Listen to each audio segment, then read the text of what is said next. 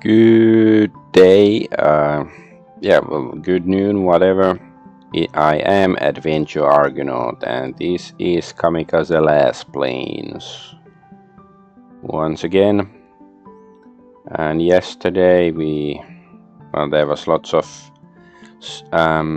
relationship development between protagonist and the blonde chick Hannah, and also we finally got onto a mission and flew to the other side of the veil, and it appears like the Empire is like almost dead, and they have zombie planes possessed by the light or something. It's not quite clear exactly what's going on there. But yeah, my streams, they are working, so let's get to the game real soon.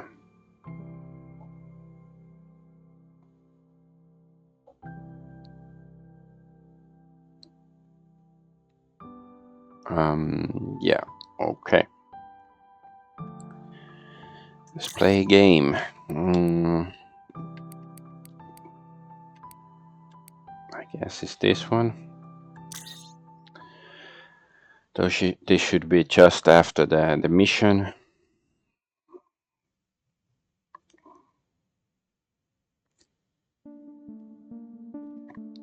What we saw back there sent a chill down my spine. My thoughts wandered to the abandoned place, the eerie units. Is this what the Perran Empire looks like, or maybe the entire world? What caused it? And why are they attacking our kingdom if it's not for the light? Looks like they already have plenty of it, although I'm not sure if it worked out for them. We are silent on the way back. The Lassplane's hull is quiet, but I sense her thoughts. They are racing as fast as mine, for both of us. Today's discovery was a revelation. Nobody pays attention to us when we reach the hangar. After all, we were sent on a pretty routine mission. Other soldiers disperse without stopping when the Lassplane transforms back into her human form. I glance at her. Sudden change makes her hair float in the air. Sadness lurks in her eyes. She fixes her blonde strands without looking at me. What we saw shook her to the core. Who would have thought the Empire is dead? I can't put the pieces together. Why not? You were the one who said the world was polluted and destroyed. Yes, but I didn't expect we'd see something like that. I had no idea the light would be there. It doesn't make sense. Because now, why would they want our precious light? Maybe, maybe not. Maybe ours is different from theirs. Maybe they somehow ruined theirs and now need our sources. They didn't ruin it, they ruined their world with it. The light is doing fine there, believe me. I turned quiet. She is visibly distraught by what we saw. Meow. Iluna is meowing in the distance, but for the first time ever I see the Lassplane ignore the cat. Her gaze is fixed on some point in the distance, absent. Arms crossed on her chest, face tense in a grimace of sorrow. She told me so much about the world she wished to see, and now, when we crossed the veil, we only found emptiness on the other side, the emptiness filled with stench of death.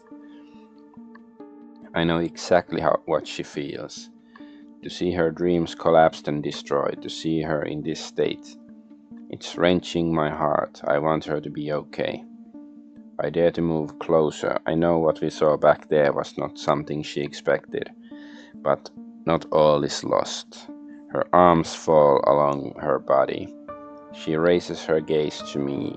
In it, there lurks sorrow, so deep that my heart stops for a moment. Is this what the world looks like? We only saw a small part of it, a small part of the Perran Empire. True, but what I felt there, it spread in all directions of that barren world, stopping at the veil.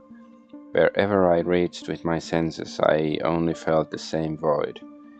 Do you think the whole world looks like this? I don't know. We probably won't find out. I hear resignation in her voice. Since it was her biggest dream, why is she giving up so easily? Standing next to the Lassplane, I watch her for a moment. Her hands are lowered along the body, her silhouette deflated, like all of the strength that motivated her before to stand straight is now gone. I timidly reach for her hand and take it in mine. She's trembling under my touch, but she doesn't draw back. I don't know if she appreciates my presence or if she's indifferent to everything after her dreams have shattered into tiny bits. So yeah, I guess that's why we simply couldn't escape, like, run away from the base and live in the other world because if it's all taken over by light. But I want to help her put them back together, piece by piece. It can't be the end. The world is a large place, Hannah. I'm sure there are places untouched by this plague, whatever it is. The places where no humans has ever set foot and that weren't destroyed by a human hand. We'll find them. She lifts her chin reluctantly, slowly. She's afraid to step into the circle of light cast by my hope. I have no idea what the world looks like. She said she felt its corruption in all directions, but we don't know how far her senses reach. I can only promise her I'll do my best to find the place she dreamt of together with her. I promise we'll see the world, different from the one we found beyond the veil. We'll fly away and never stop looking until we find it. Her fingers shyly tighten around my hand. She nods, warily, sadly. The gesture lacks resolution and determination she usually shows. There's just a sliver of hope she decided to hold on to. I clench my hand or hers. My heart races. Meow. Ilona is meowing, demanding to be petted. Only now does Hannah turn her eyes to it. Let's go now. We must tell Alba what we found, and then inform HQ about what we didn't. Alright. I plan to be honest with Alba. We're in the same boat.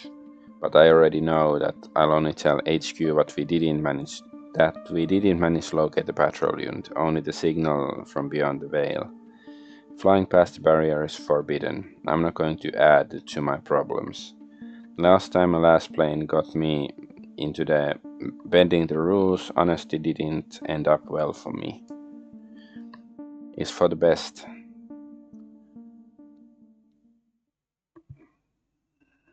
This changes everything. The canteen is shrouded in darkness. I don't know when the evening turned into the night. The three of us have been sitting here since dinner. Everyone else is long gone, which makes it easier to talk freely. There's just one drone left, vigorously trying to wash the floor with Iluna hindering the process.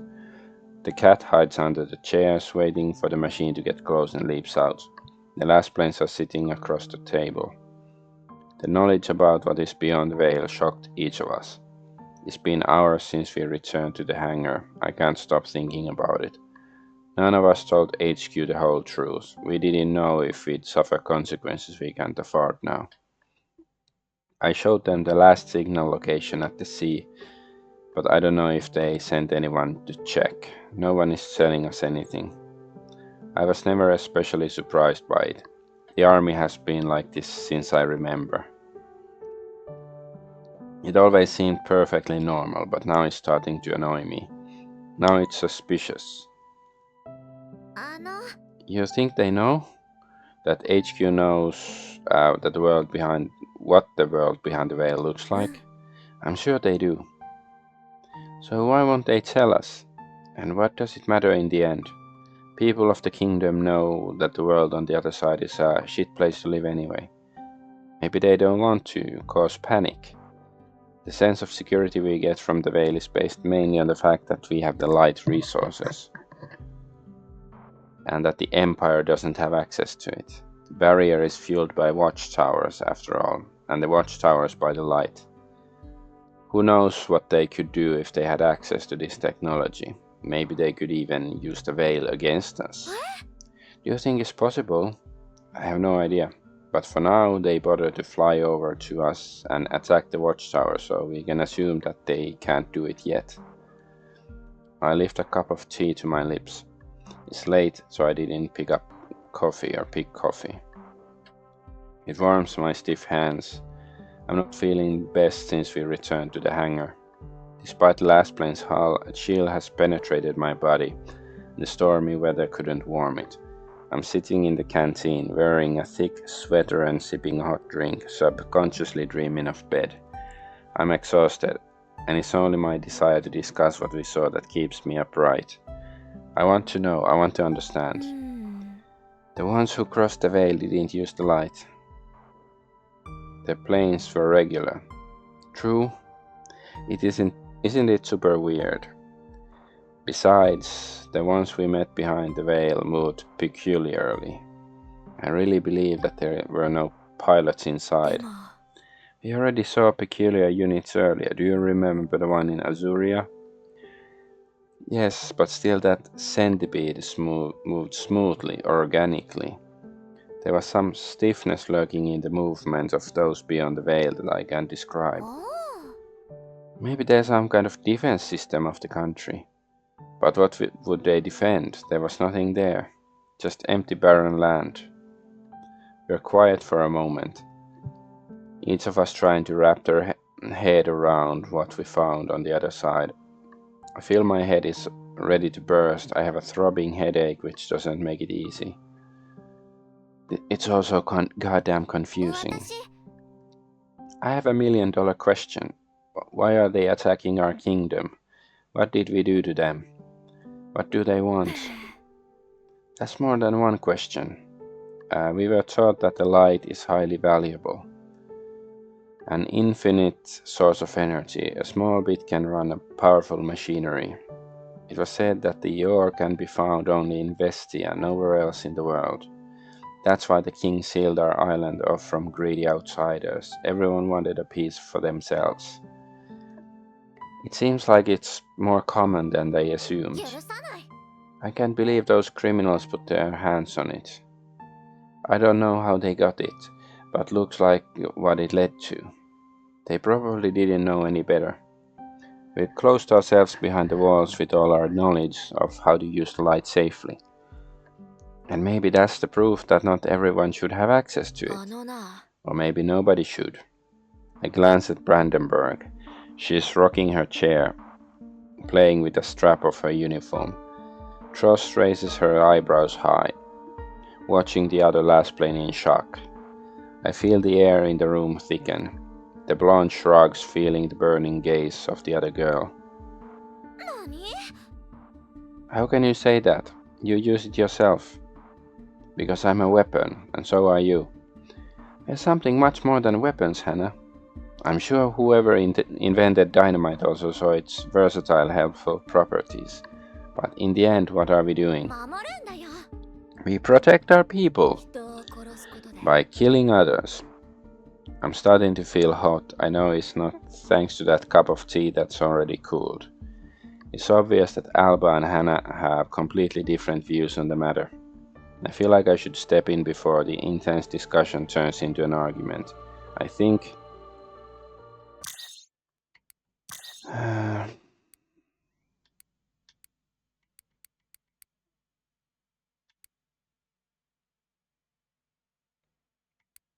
Okay, so here...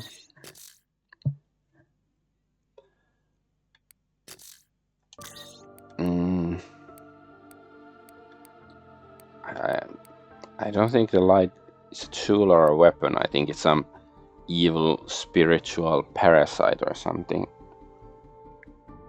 that can function as a tool or a weapon, but it's gonna take over in the end. Even if we can do much good with it, the light completely changes the rules of the game. It moves war to a different level, 1,000 times more destructive than dynamite. Should we use something that has the potential to destroy the whole world? If it can save this world when in good hands, then yes, of course. We've been doing good with it for 100 years, but how can we be sure nobody will use it in the wrong way? We thought that nobody had it except for us, and we were wrong. I don't know how it appeared in the Empire, but I saw what the world on the other side looked like. We know how much we can gain thanks to it, but we should also be aware of how much we can lose. My words make the Lassplanes go quiet, at least for a while. Watching Iluna hunting the robot, I sip my tea. It's already cold. The flight gave us more questions than answers. They both nod worried. Each of us would like to solve this riddle. But it seems like we're missing a few important pieces. We have to wait for another move. HQ give us only rudimentary information. One would think special units could get more privileges. Regular army members probably know even less than we do. What's going on is unprecedented. But we know one thing. The Empire's goal is to destroy the watchtowers and consequently the veil protecting our island. They proved it not once but twice attacking Azuria and Lunafell. Maybe they don't want to destroy them, but they want to do something else. Hello? Says disconnected. Wait, I will be right back. There's something wrong with the internet.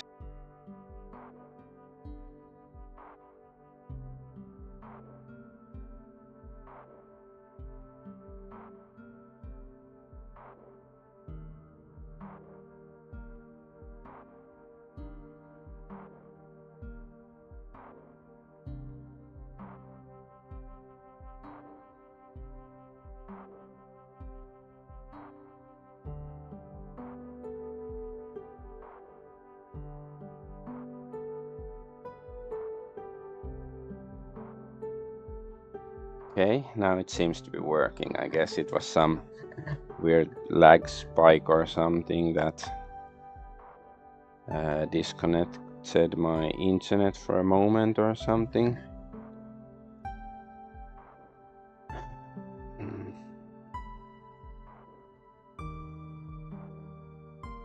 Yeah, I guess. I guess it's working now. Okay, I'm gonna check all my streams since now I'm paranoid about what's going on. Alright, everything looks okay-ish.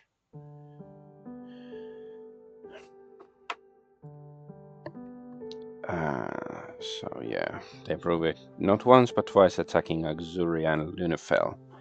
Their objective is obvious, although we don't know their reason behind it. We can't let that happen.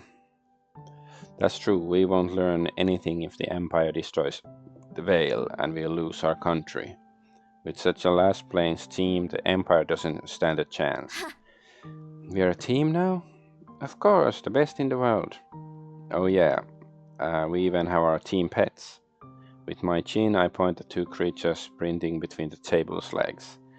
The drone is desperately running from the cat Iluna found itself for some entertainment. Alba blushes a little, an idea glimmers in her eyes. I know this spark very well.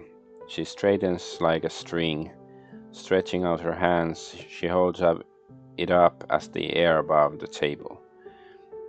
I would never wish for better teammates than you two. I'm proud I can serve in protecting my country together with you. The corners of my mouth lift unconsciously.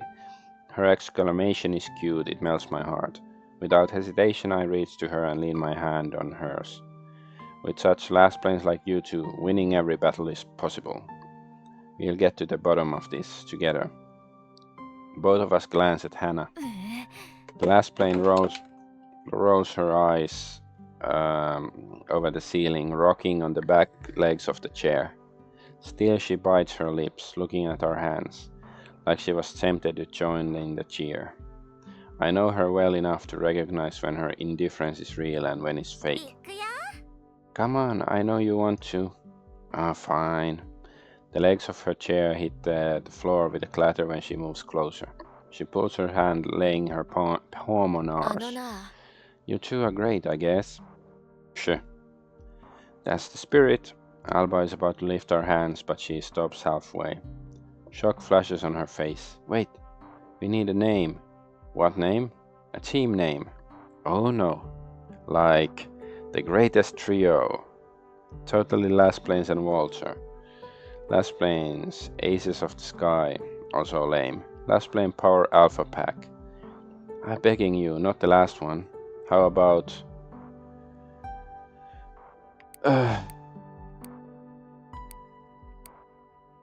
This is too boring, this is too... I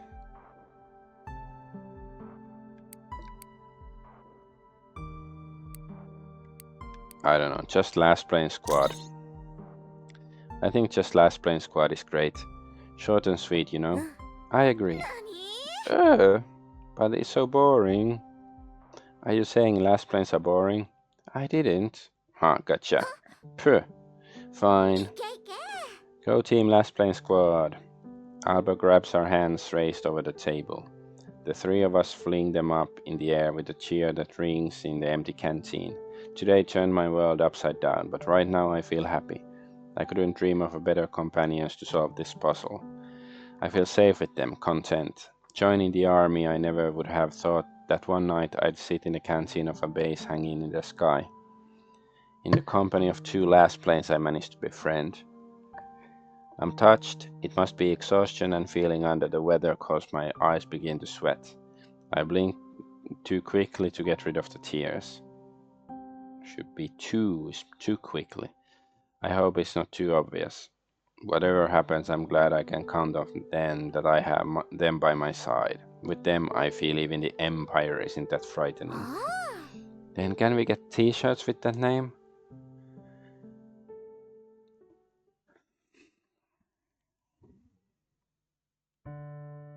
Chapter 5, Kiss of Death. Not ominous at all. Days begin to blend together. Despite the tension that hasn't left me since we got back from beyond the veil, the Empire takes no action. Sky Fortress is operating in its usual high alert mode, but together with optimism, a lightness sneaks into the base.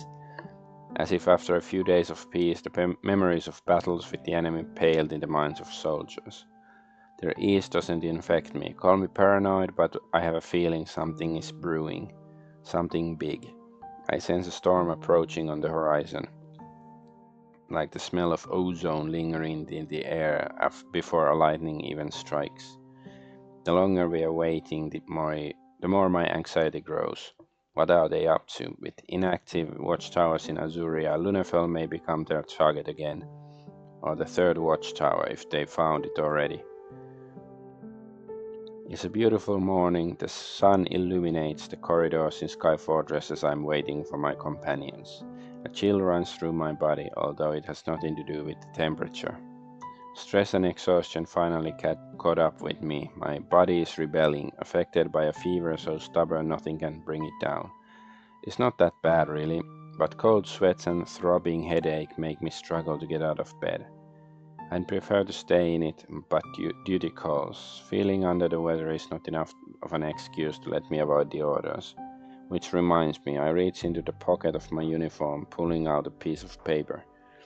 A mail drone delivered it in the morning. It's a list of things I was supposed to pack for the road.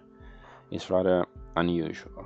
A canteen of water, sandwiches, underlined, flip-flops, a towel, swimming shorts. I fix the strap of the bag slung over my shoulder, filled to the brim. It's not hard to guess there's no battle mission coming up, unless they want me to fight the Empire with nothing but sandwiches. I've been racking my brain since the morning to figure out what it all means. Ready to go! I nearly jump in place, hearing Tross's sudden scream. Alba and Hannah are standing in the corridor. Like me, they have bags on their shoulders. You got orders too? When they exchange sneaky telling looks, a suspicion grows in my heart. What's the matter? Did you pack your swimming shorts like I asked? You asked? Wait, you sent the drone. Wasn't that obvious? Is Walter retarded? But it wasn't your handwriting. I have no idea what you're talking about. What kind of hoax is this, Alba?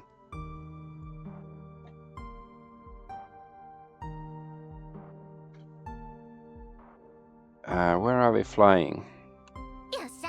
On a top secret task for the Lassplane squad. Why don't I know anything about it? Because it's top secret, duh. And where is it? On a top secret training ground. Uh-huh. I move my gaze to Hannah, counting her directness and general dislike for participating in such games. The first glance reveals she's not surprised. She must know what Alba is talking about. But at the same time, she doesn't seem opposed to it.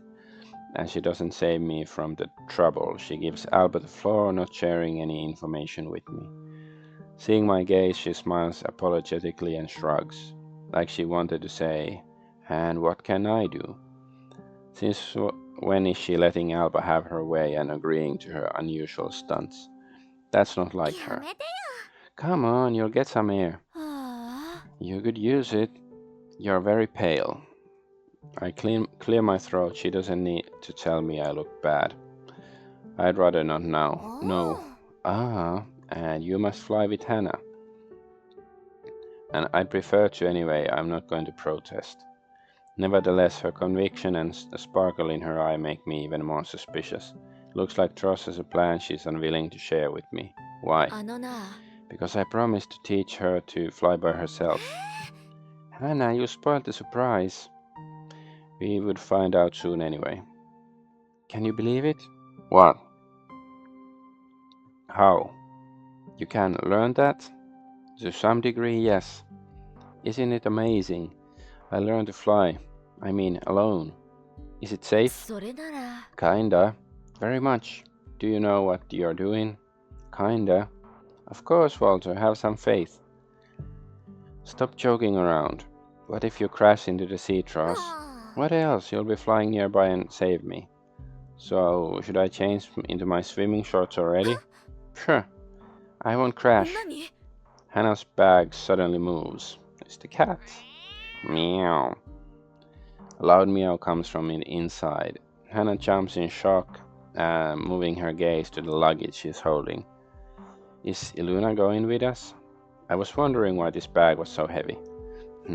Maybe the Sky Fortress is gonna get attacked and destroyed while we are away, and that's why the cat is coming too. I told you to stay. She half opens the bag. A pair of cat ears sticks out. Iluna, undaunted by the reprimand, is lying comfortably along Hannah's belongings. Her paws are kicking at the air. She's playing with something. Some red strings.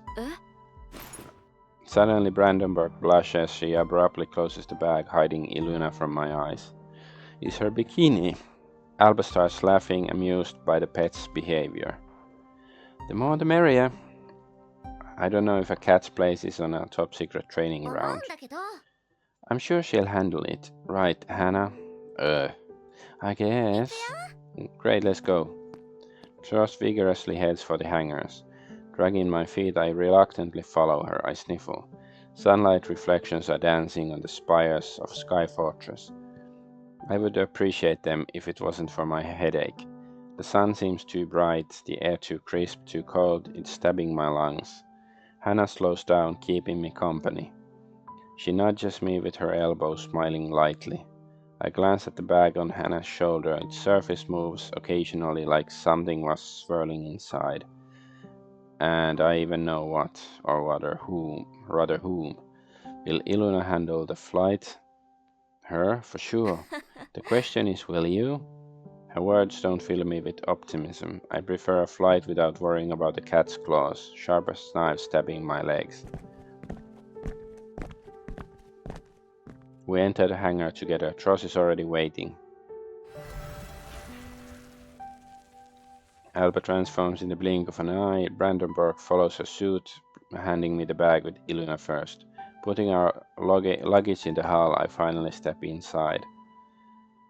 Normally we would take off immediately, but Tross needs a few tries before she manages to start her systems. I lean back in my seat, waiting patiently in the cool interior of the hull. The light isn't so blinding. I can think more clearly at once. To my horror, the flap of Brandenburg's bag suddenly opens. Ilona sticks its head outside, looking around the hull with interest. I hope you won't... I don't have the time to finish the sentence.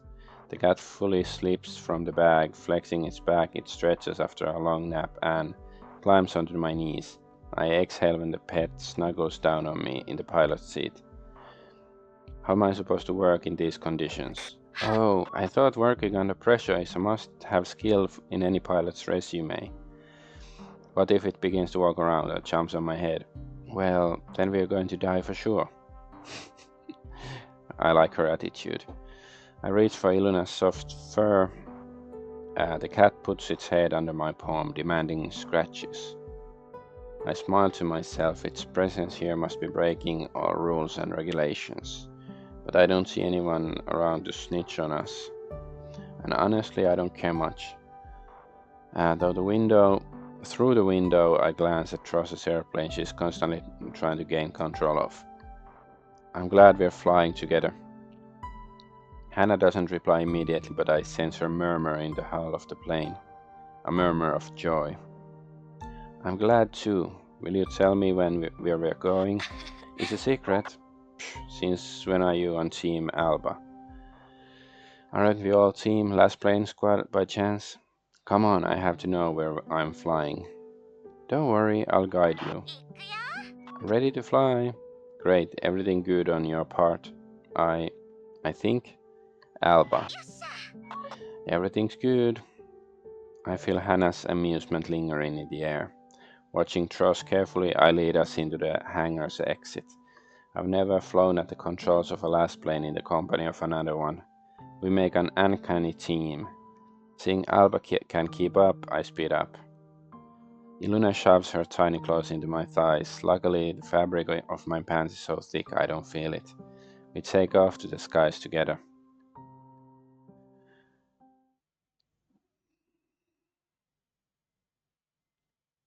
So now that we have chosen Hannah, is there no mission we can fly with Alba anymore? Because I like her, like the special attack more.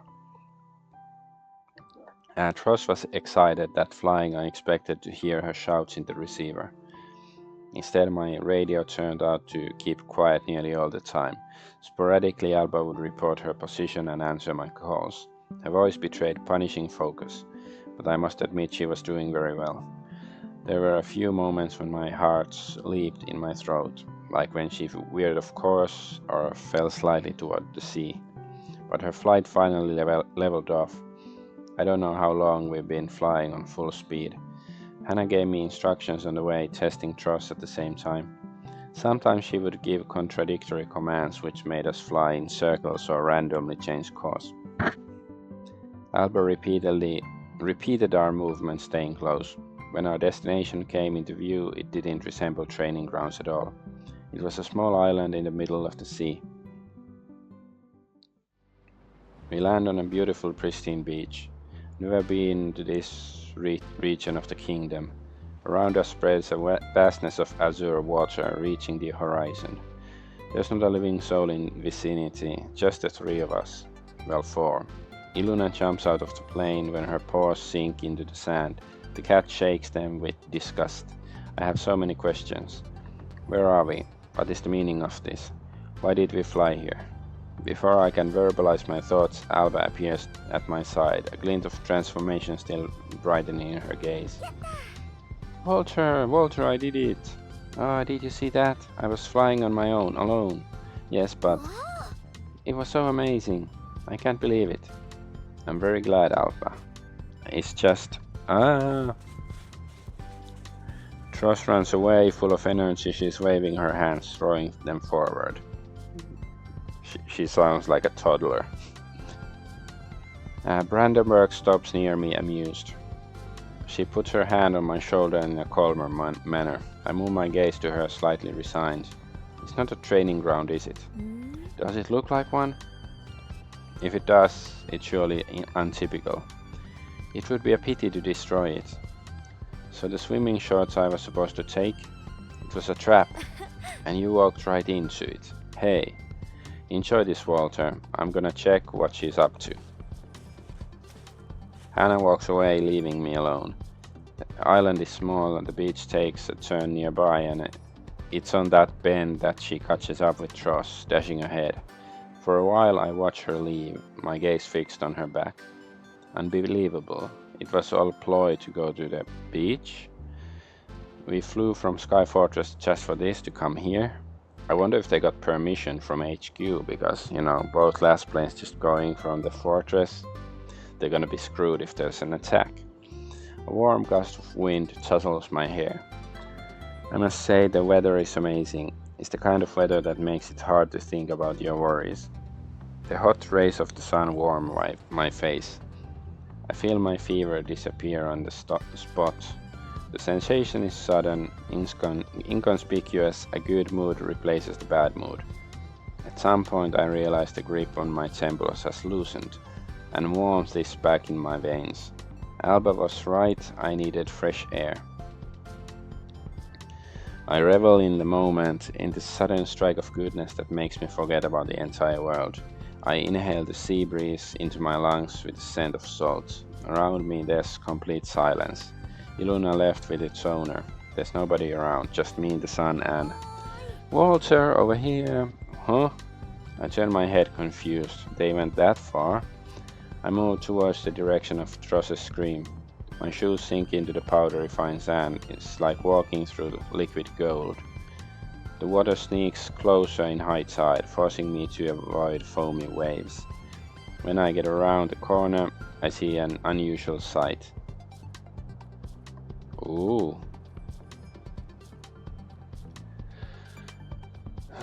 Hey, the cat is buried in the sand and the crabs are attacking. Wet t-shirt contest. I should have immediately seen through the plans of insidious Tross. Just like I should have noticed the large purple striped towel they spread on the sand.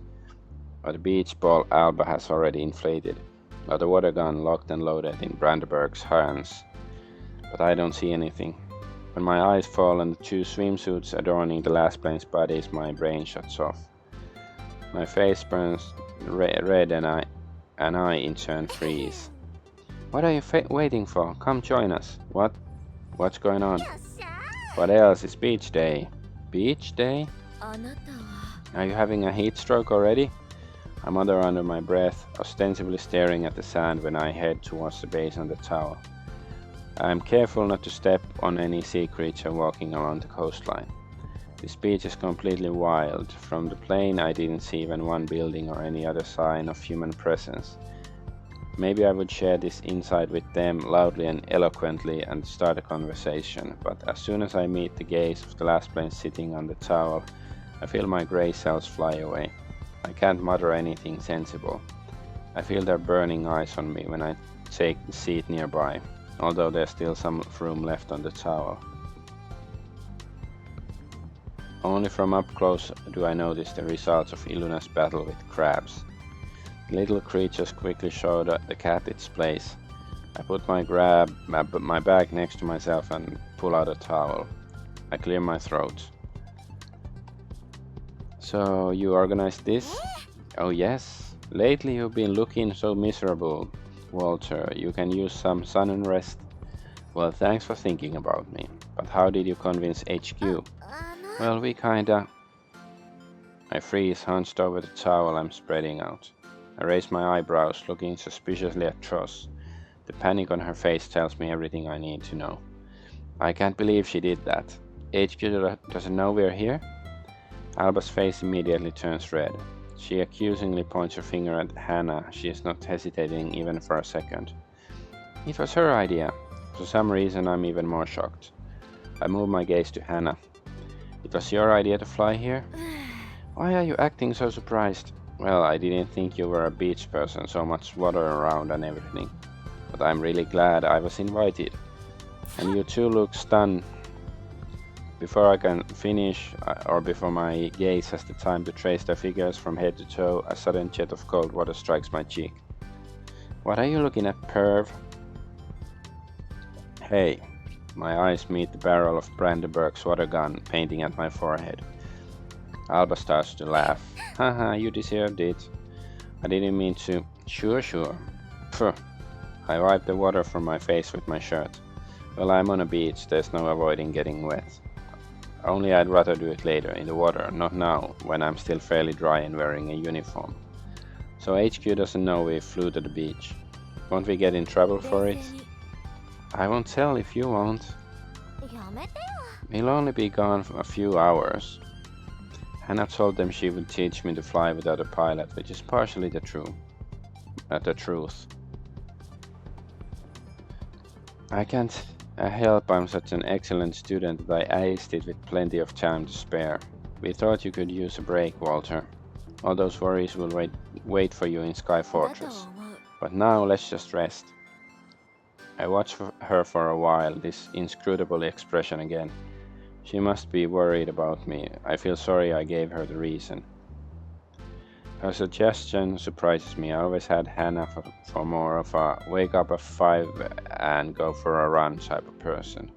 Not a leisuring on the beach type. But I'm not going to complain. However unnecessary the ploy was, I'll take it as a nice surprise. I already feel the difference. Although the air in Sky Fortress is crystal clear, I breathe with more ease here. I snuggle down on my towel, ready to bask in the sunlight and have some proper leisure. I haven't rested like today for a long time. We spent the next few hours together. We sunbathed, basking in the sun on our towels and donning off to the rustle of waves. We play beach ball, me and Tross against Hannah. She must be really worried about me because she lets us win for a change. We watch Iluna's battles with crabs. The sea creatures always outsmart her, which makes me doubt the cat's hunting skills. Halfway through the day, we eat the sandwiches we packed. I spread horseradish on mine, the only food ingredient Tross hates for a reason. So I think horseradish is wasabi horseradish. At least I saw like a pack of wasabi and it had horseradish in brackets, or does it mean wasabi with horseradish? I call it Alba repellent. One look full of disgust and she stops begging for my portion. In the afternoon we have a short but intense water gun fight. After that the drenched girls disappear, leaving me alone to dry in the sun. Some time passes before the sound of flip-flop steps reveals their arrival. They return wrapped in towels they took from Sky Fortress. Their hair is still damp after our battle. Iluna found shelter from the merciless crabs in Hannah's arms. Oi. How are you feeling? Better than ever. I feel like it was just what I needed. See, even the quartermaster's soup isn't as good as the sun and the sea. The sun, the sea, beautiful girls. A water bullet lands directly on my forehead. Don't be a perv. Ouch. Although it was Hannah who pulled the trigger, Tross crosses her arms on her chest in indignation. I glare accusingly at Hannah. How is this being a perv? You're a bad influence on her. I don't know what you're talking about. With a sigh, I wipe the water from my forehead with the back of my hand. My hair is wet from swimming in the sea anyways. There's nothing more refreshing than seawater. But now, having got out of it, I feel the typical beach day fatigue envelop me. It's entirely different from the exhaustion I feel after every mission. It's like a warm quilt wrapping me for an afternoon nap. I raise my gaze at the Lassplanes standing opposite to me. Thank you for taking me here. Don't thank me, Hannah found this place. Nearly like a beach resort, Even better, cause there isn't anyone here but us. I smile, my gaze sweeping over the sheet of the water. Rays of the sun sparkle on the surface of the waves glimmering on the azure water. Far in the distance, where the sky meets the water, there were swirl grey clouds lazily coming in on our direction. This day is perfect. I don't even want to go back. I think I'll take a nap. You do that, and I in turn am gonna swim. Hannah, do you want to? No, thank you. I snicker, seeing Alba's confusion caused by Brandenburg's sharp reply. Despite the swimming suit, Brandenburg hasn't even got close to the water. She turns away, lying down on her towel. Reaching into the bag, she pulls out a book. Tross, on the other hand, heads towards the water, laughing like a child at the sight of waves. This reminds me of Danganronpa 2. I close my eyes, the splash of water and the rustle of waves lull me to sleep, so soon somebody's gotta get murdered. Bim bom boom. I'm enjoying the moment, I couldn't be better. I don't remember the last time I was so well rested and happy. I don't even notice when the dream pulls me into its embrace. It's pleasant, blissful, it doesn't carry the nightmares that haunt my quarters in the base. I feel my body regenerate, the burden of the last few weeks slowly lifts. It doesn't disappear completely, but enough is gone to let me gain the energy to keep going. I wake up from my short nap thirsty. My gaze falls on the white fabric overhead.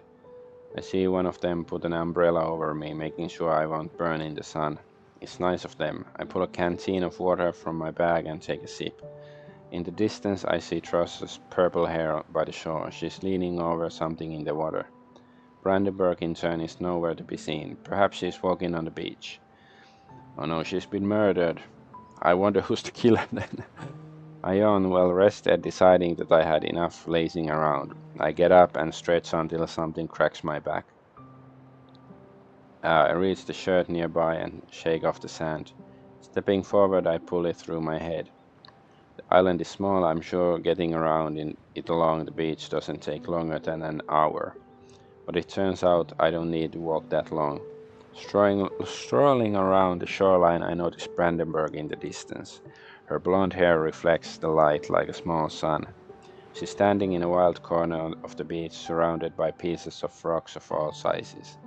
They look washed by the sea, although some of them are so large I don't know if even such a great force could do it.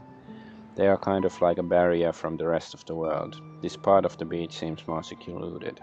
She notices me when I come closer. Her towel must have been replaced by the uniform when I was napping. I see she's holding something in her hand. Even on a deserted island you're looking for solitude? It's very on brand for you. Hehe, Brandenburg, Brand. You can never get enough solitude. What do you have there? Standing nearby, I notice the water gun in her hand. She's standing before a tall piece of rock with a fairly even surface, and on its top, I blink. Do I see it right? Rubber ducks? Where did you get rubber ducks? Alba insisted we have to take them to populate the sand castle she was gonna build. Oh, those.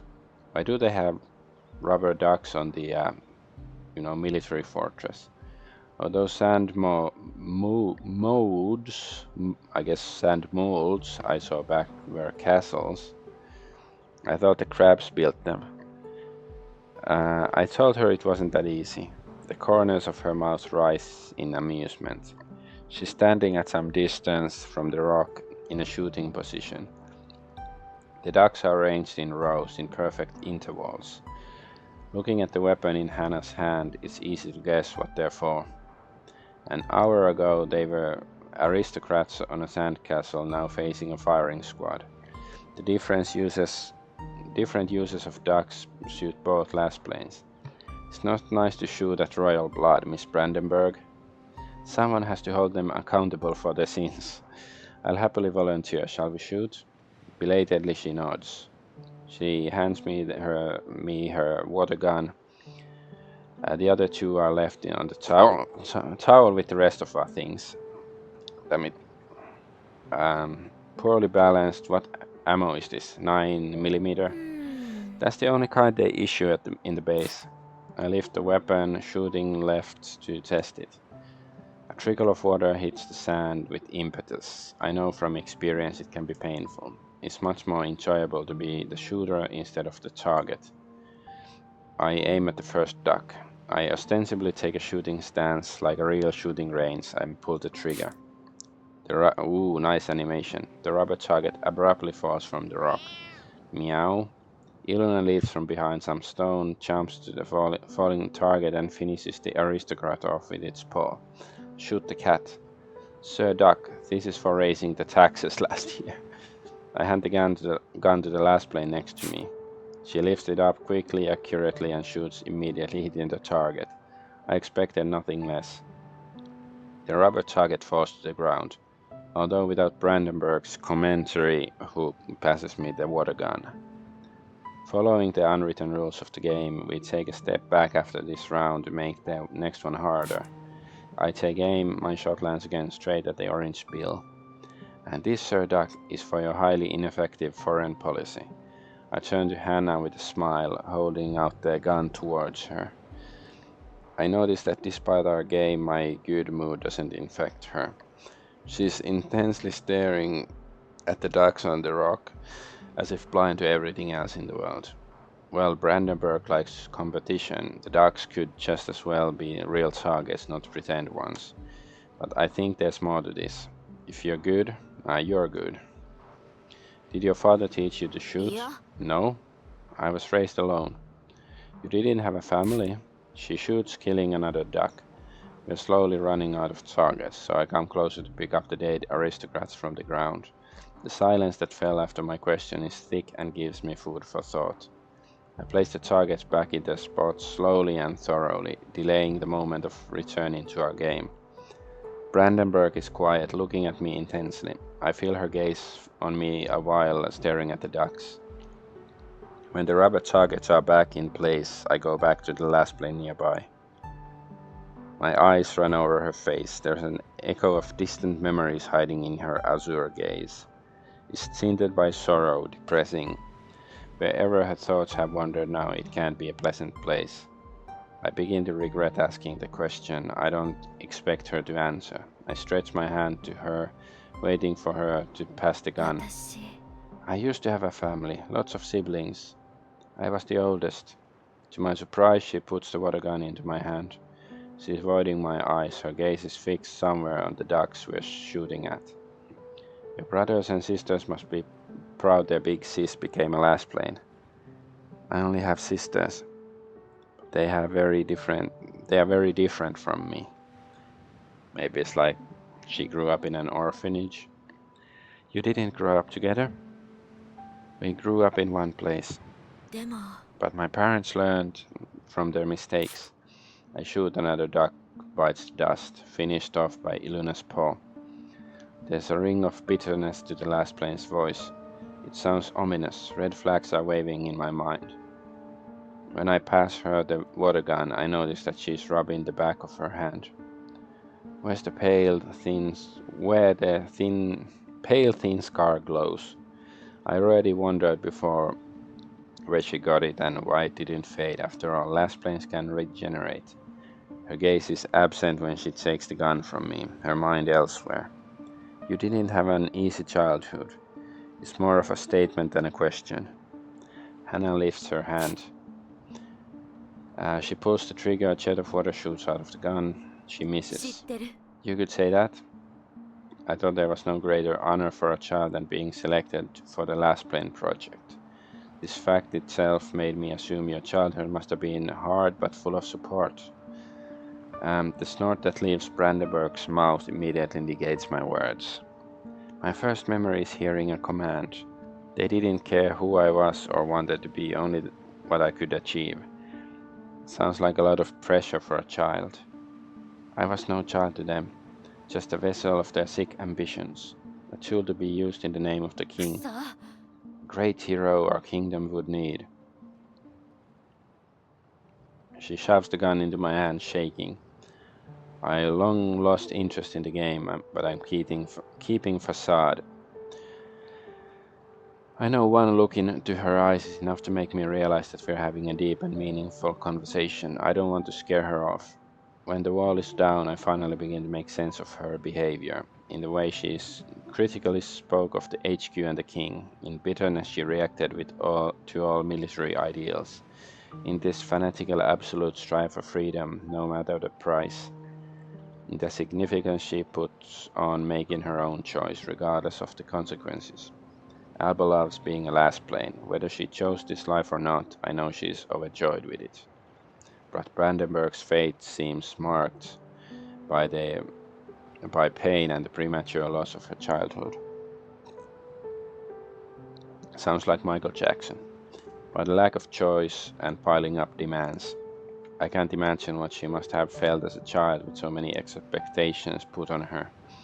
You had no choice but to become a Lassplane. That's not だ fair. と思う。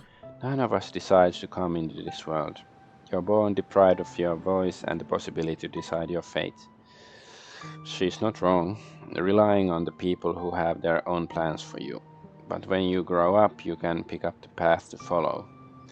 It's not that easy.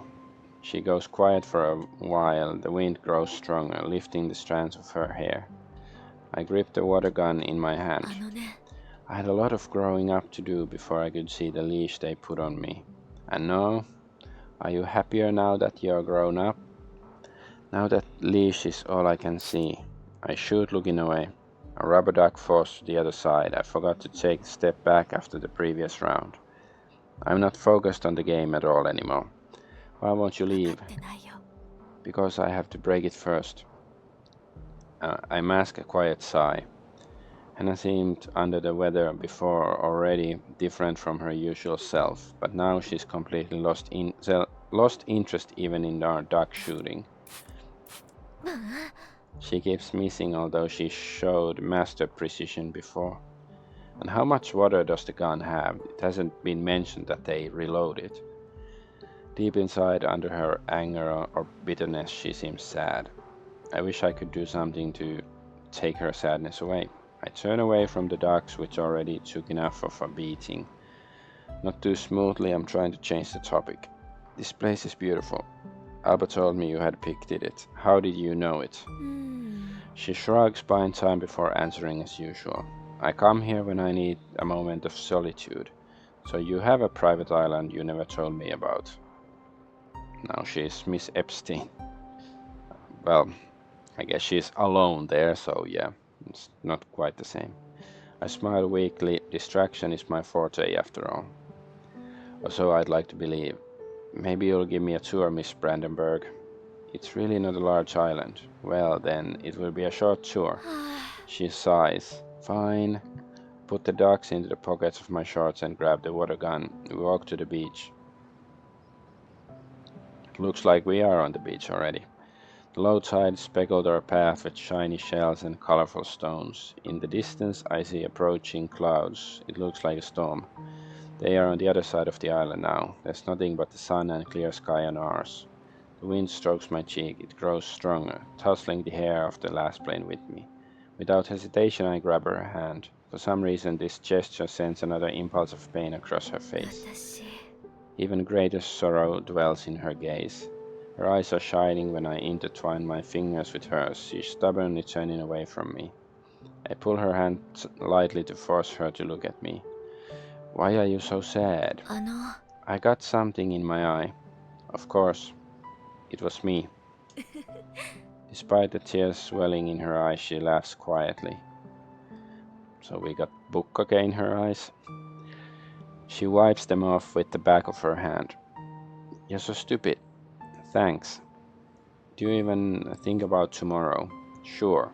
I'll wake up to a great pile of boring reports about the kingdom's actions, which doesn't know what to do now that our enemy stays put. We'll have breakfast on the balcony with Iluna, who'll snatch meat from the kitchen. Potentially HQ will send us certain death in the battle against the Empire, not revealing any important details. You know, the usual stuff? はいはい。 Usual stuff? We walk along the water, of course. I'm walking on the side of the coastline, and Brandenburg's Brandenburg's, there's two of them now, I guess, keeps closer to the heart of the island. The heat has gone down, although it's still long until the sunset. My answer, although said half jokingly, half serious, makes her thoughtful. She's silent for a moment. ん If tomorrow were your last day, what would you do?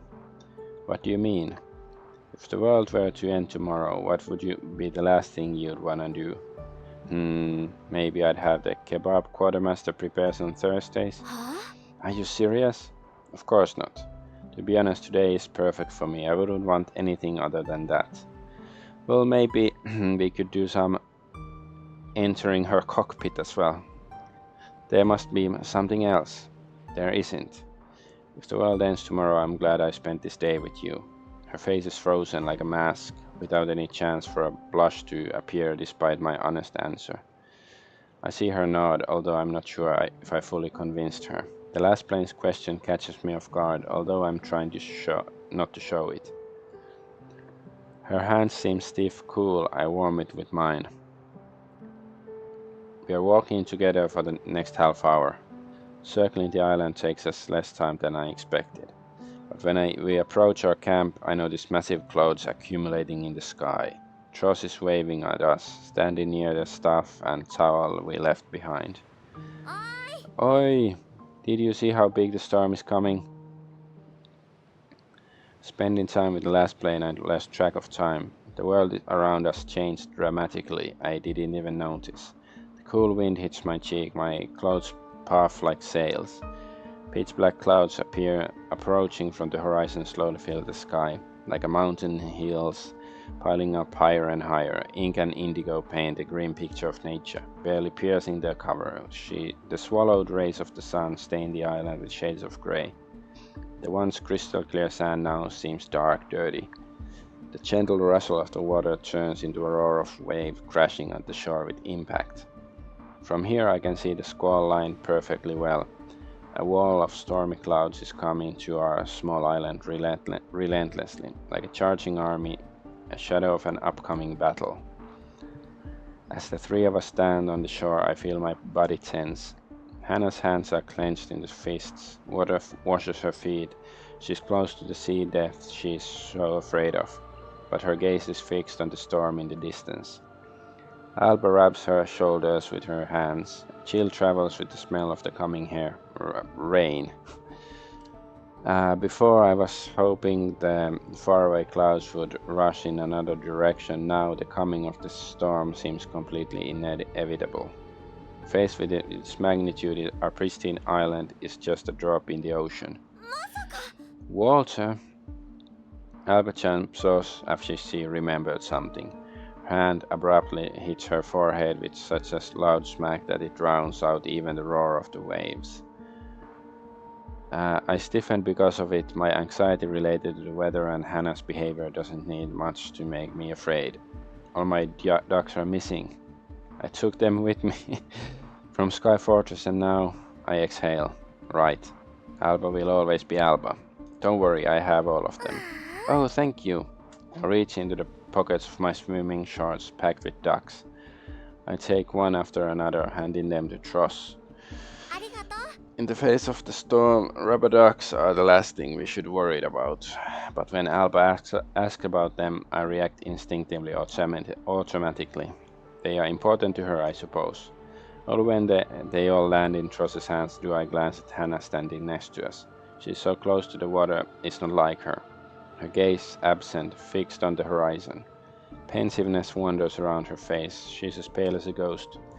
In the context of the words she shared with me a while ago, it doesn't bode well. We had a great day. It was nice to spend some time on the beach.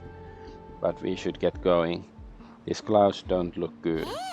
Alba nods vigorously, immediately agreeing with me.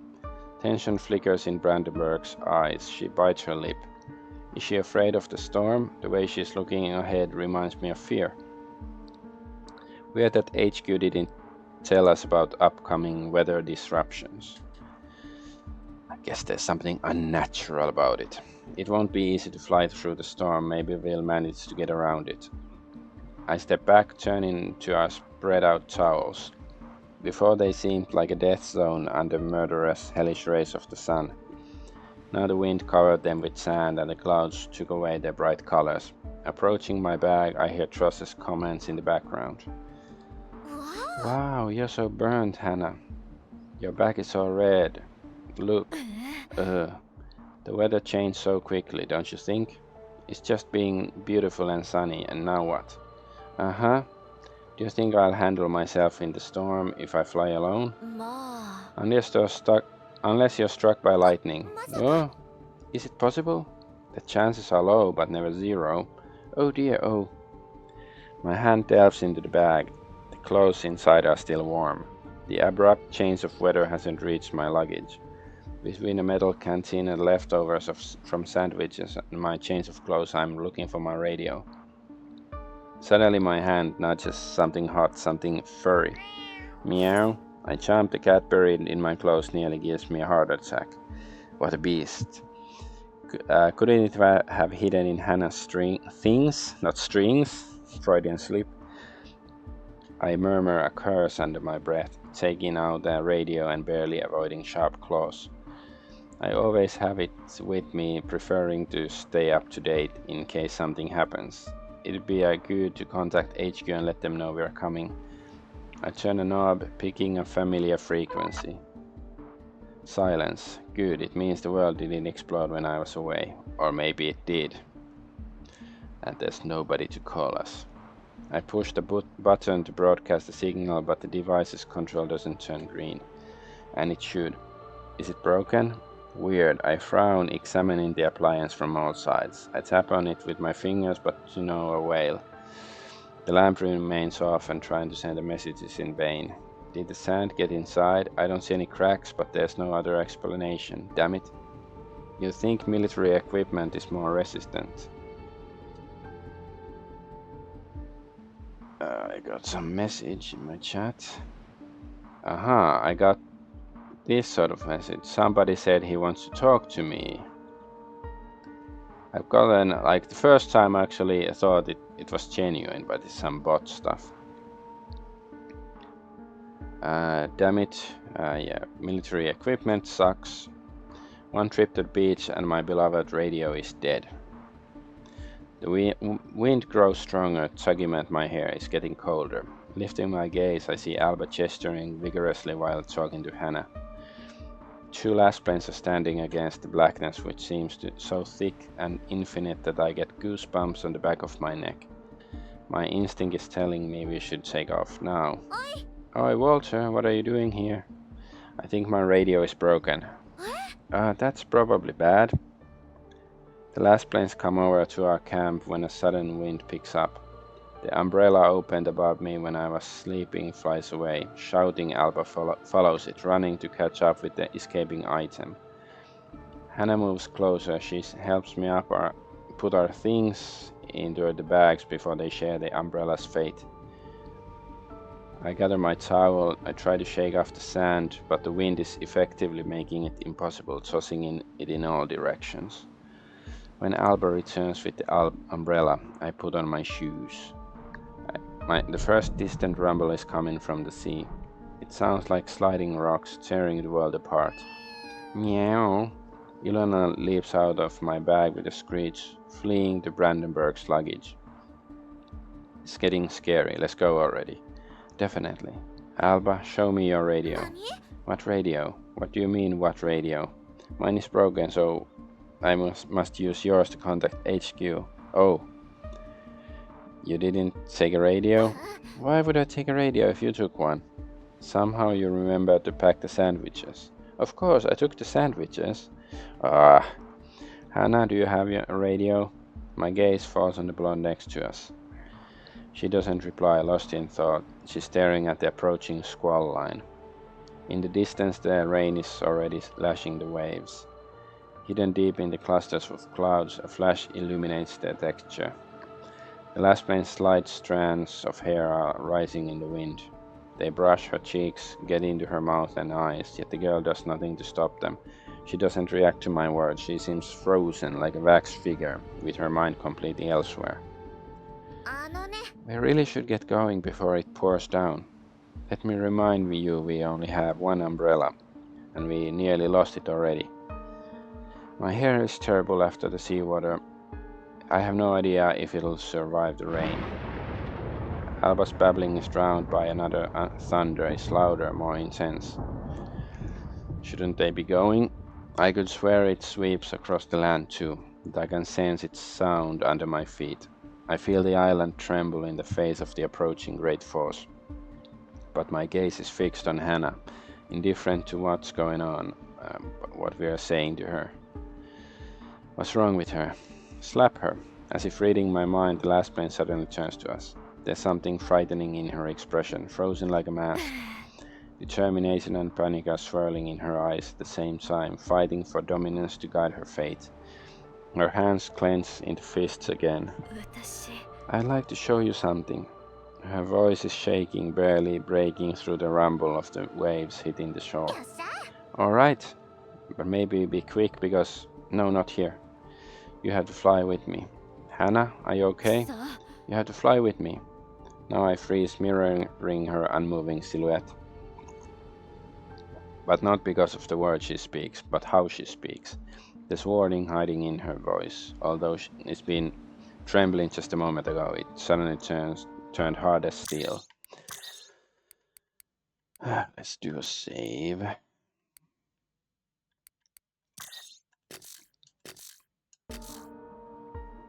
Her panic tightened in the iron grip of her determination. The confusion appears on Tross's face. She moves her gaze to me, waiting for my reaction.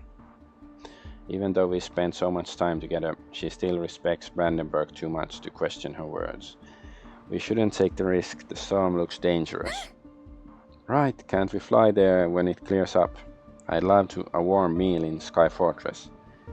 Brandenburg is quiet. The silence makes my stomach twisted with anxiety. I glance at the bag at her feet.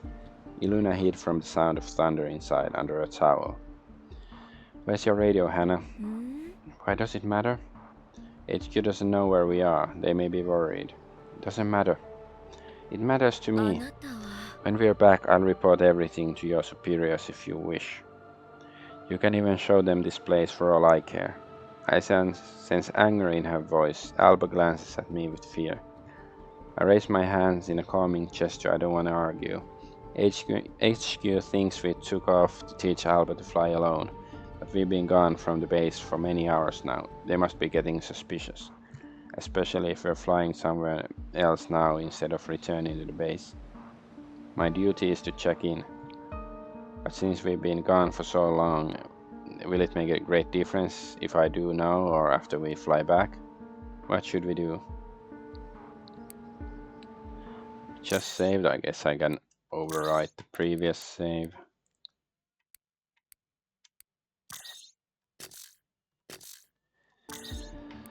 Fine, let's go. I don't care what HQ may think. I don't feel the need to let them know where we are. But my question about the radio were a test for that Hannah failed. Maybe if I pressed her, she'd agree to hand me the radio, or maybe not. Whatever she's planning, whatever she wants to tell us, I see she doesn't want anyone else to know. Fine, is it far? Yeah. Nope. Huh? Walter, are we really flying there without a word? We'll make a stop on our way back to Sky Fortress, that's all. But you two were the ones who hid from HQ where we are flying. If you confess now, we'll just get in trouble. You're right. But let's go fast. I'd like to make it in time for dinner. Hannah nods to confirm my words. Sorrow mixed with relief crosses her gaze when she does. I don't understand. Wasn't this the answer she expected from me? First drops of rain land on my forehead when another rumble tears reality around us. The flash paints long, black shadows of our silhouettes on the sand. Brandenburg moves away, heading toward the shore, towards the water. I know she's creating a distance to transform safely without hurting me. Alba follows her suit after a while, albeit clearly hesitantly. She looks at me as if to ensure we are really doing this. Only when I follow the Lassplanes does she become convinced that we are. I glance at the back hidden by the curtain of blonde hair. Hannah? Where are we flying?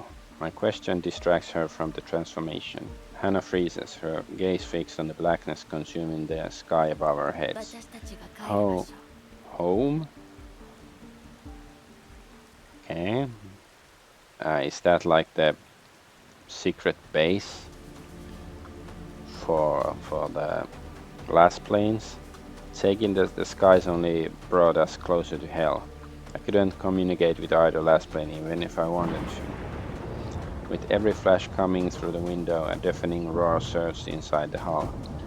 The plane fought against a vicious wind, much like a ship on the surface of a stormy sea. I struggled to keep control of the machine. The other Lassplane occasionally appeared within my sight. I saw her as a spot of color blinking in the light of the bolts against the endless black. Rain attacked the windscreen with full force. transforming the world outside into a dance of electric lights and oily shadows. I didn't even know where I was going. The abyss in front of me seemed bottomless. Hannah steered both her and Alba's plane. She pointed the direction to us, communicating briefly, perfunctorily. I didn't hear the commands. Lassplanes' senses were much more sensitive in this form than mine. Finally reaching the destination, we dove together. My heart leaped into my throat when the plane headed towards the ground. I don't know how Hannah knew this was the right place. I didn't see anything. Tearing through a thick cover of clouds, we breached into a grey, empty world.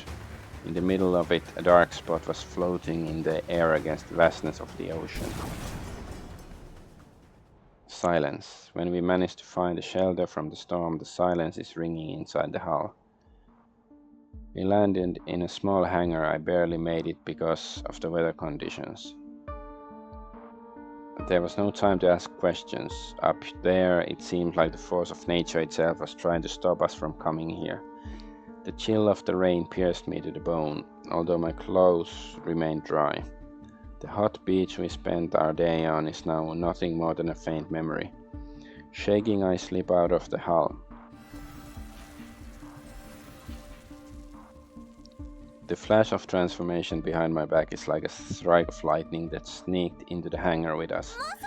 Holy crap, that was a crazy flight. I almost thought we wouldn't be able to make it.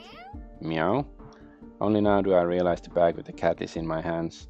I lean over, carefully putting it on the ground. You'll need to wait a bit, kitty. Wait until I snap out of this state, I mean. Adrenaline is coursing through my veins, accelerating my reactions and dulling my senses at the same time. My eyes have remained open for the whole time since we left the beach, but only now do they begin to see. At first my body appreciated the fact that this place is fairly dry, that there's neither the raging wind nor the falling rain. But now my mind begins to absorb the facts. Where the hell are we? I draw air into my lungs. It's stale and musty, a trait typical of old places. The walls around are either smooth or pierced by fractures. The damage is deep, but mostly scattered. Now that's obviously a light crystal symbol on the wall. The surroundings look like a military base. My instinct whispers to me practically immediately. A similar construction, similar spots, decorations, pure functionality and simplicity. My eyes find the confirmation a moment later. A symbol of the kingdom, peeled off by time, painted on one of the walls. Is the kingdom's symbol. Odd. I always thought Sky Fortress is the only base that can float in the air. What if there are more? What is this place? I turn around, forcing my body to obey. Alba and Hannah stand next to me. The transformation brought them back to their human form, not even a drop of rain on their faces. Hannah is as pale as the wall she's standing by. She bites her cheeks from the inside, looking around. Although she was the one who led us here, she is in no hurry to move, or to answer me. She takes in the smell, noticing and sensing more in it than I would be able to. Standing next to her, Alba looks around with a mixture of nervousness and interest. Her eyebrows are frowned, pensiveness appears in her eyes, which widen slightly. Although Brandenburg opens her mouth to belatedly reply to my question, Tross beats her to it. I think I know where we are. Tross's voice is shaking lightly, as if she were surprised by this fact too. Her eyes are piercing through the symbol of the kingdom painted on the wall. She crosses her hands over her chest, rubbing her arms in an attempt to warm them up and calm down. The Lassplanes' words cut the silence, interrupting the trance the blonde was lost in. Hannah shifts her weight. Chips of paint break under her shoe. It all began here. Walter, this is the first Lassplane base. I freeze at the sound of these words. Although they wake Brandenburg up from her trance, they make me fall into one. I turn my gaze from them, sweeping it over the place. With the knowledge and confirmation of what it is, I take it in anew. A rumble sweeps over the world, resonating inside the base. The glory days of this place are long gone. A breach in the ceiling lets in daylight together with the cold air and rain, sprinkling the pieces of debris. First Lasplain base, I imagined it differently. For how many years has this place been abandoned? And why? Holy shit, I thought it was long gone. They said the original facility disappeared into the sea. The blonde nods belatedly. Her focus seems to be more on the place she took us to than what Tross is saying. I'm silent, unwilling to interrupt them. I'm silent because I want to know. Soon. But how? It's been so long. If it wasn't destroyed, how come it was never found? After the incident pushed it out of its place, the wind carried it into an unknown direction. It hasn't stopped moving since then. But Sky Fortress is stationary. I'm wondering if this is maybe the Sky Fortress drifted to the Empire and somehow spread the corruption of the light there and is responsible for what's going on there. Maybe. I thought you could stabilize the position of all flying constructions. Only if there's someone there to stabilize it. The kingdom has spent years trying to find it and stop it. A moan of the metal seems like a confirmation of her words. The construction trembles slightly, but I don't feel it moving. If it does, it must be very slow, luckily for us. I don't know how I would land in its hangar in these conditions if it were moving faster. Tross must be under a similar impression. She reaches to one of the walls as if trying to feel its tremor. I feel that we are moving. Its light reserves are running low. It's been drifting across the world for years, slowly approaching the water. The water, but it's already so low. Are you saying we don't have much time? Soon this place will be buried at the bottom of the sea. I'm too stunned to speak. How powerful must the light reserves have been to let this place float in the air without any third-party interference? In a way, it seems sad. A base set in motion, doomed to eternal wandering. A small spot against the vastness of waters, impossible to find. Destined to be forgotten and die slowly in the depths of the black water. The base is trembling under the onslaught of the wind, forcing its way through the hole in the ceiling. It's old. I knew the Lasplain project was long in the tooth, but I didn't expect it to be so ancient. I brush my hand over the wet metal wall. A thick layer of dust and dirt sticks to my finger. The construction is creaking, slowly approaching the inevitable. The murky waters beneath our feet. Has nobody really found it before? Not that I know of. Just me. I assume HQ knows nothing about this, or else they'd be already here. Correct. The last plane moves forward. Her steps raise clouds of dust from the floor. She passes the two of us, heading deeper into the base. There's an unnatural stiffness hiding in her movements. Alba remains still for a few seconds, looking around. Only when I stand next to her does she remember our presence. On her face, fascination is mixed with anxiety. It's amazing. I remember this place. I nod. Is this the place of their origin? They must have been here at different times. After all, Hannah was the first participant in the project. Alba must have come here much later. I glance at the bag with the cat hidden inside. The cat doesn't stick its nose out, uninterested in exploration. Meow. Wait, are we leaving Iluna here? Brandenburg hesitates, but only for a moment. She turns her head, looking at me over her shoulder. She'll be safe. This place is falling apart, heading to meet the ocean. Sounds like she would be much safer with us. No, she wouldn't. I sigh. Iluna doesn't seem interested in a trip around the haunted old military base. The walls around the pet look solid. Besides, we need this place to return. It's the only hangar I saw from the sky. I trust Brandenburg knows what she's saying. I follow them. My gaze falls to the blonde walking in front. You said something about an incident. Can you tell me more? Not now, but be patient, Walter. I turn quiet only because there's a promise hiding in her voice. I glanced at Tross, hoping that maybe she can answer my question, but she seems just as puzzled. Her eyes roam around every corner we pass as if she were taking this place in, unwilling to miss even a single nook. The three of us dived inside the large base. My eyes pierced the back of the blonde at the front. She talked so much about freedom, about getting out of the kingdom, painted as a prison by her bitter words, but she didn't use chance. We were far from Sky Fortress, as far as never before. Brandenburg could have disappeared in the storm just as well as wandering base we are currently in. Instead, she returned here. She called this place home. But I don't know what her childhood was like. I only know how sad it was. So why are we here? The flash of lightning rushes in through the cracks in the wall. I've been thinking many times about what the Lasstplane facilities look like, but I don't know if I expected something like this. Rough bare walls and floors, the concrete intertwined with metal can't have been cozy even when it was in one piece. A practical but unpleasant place.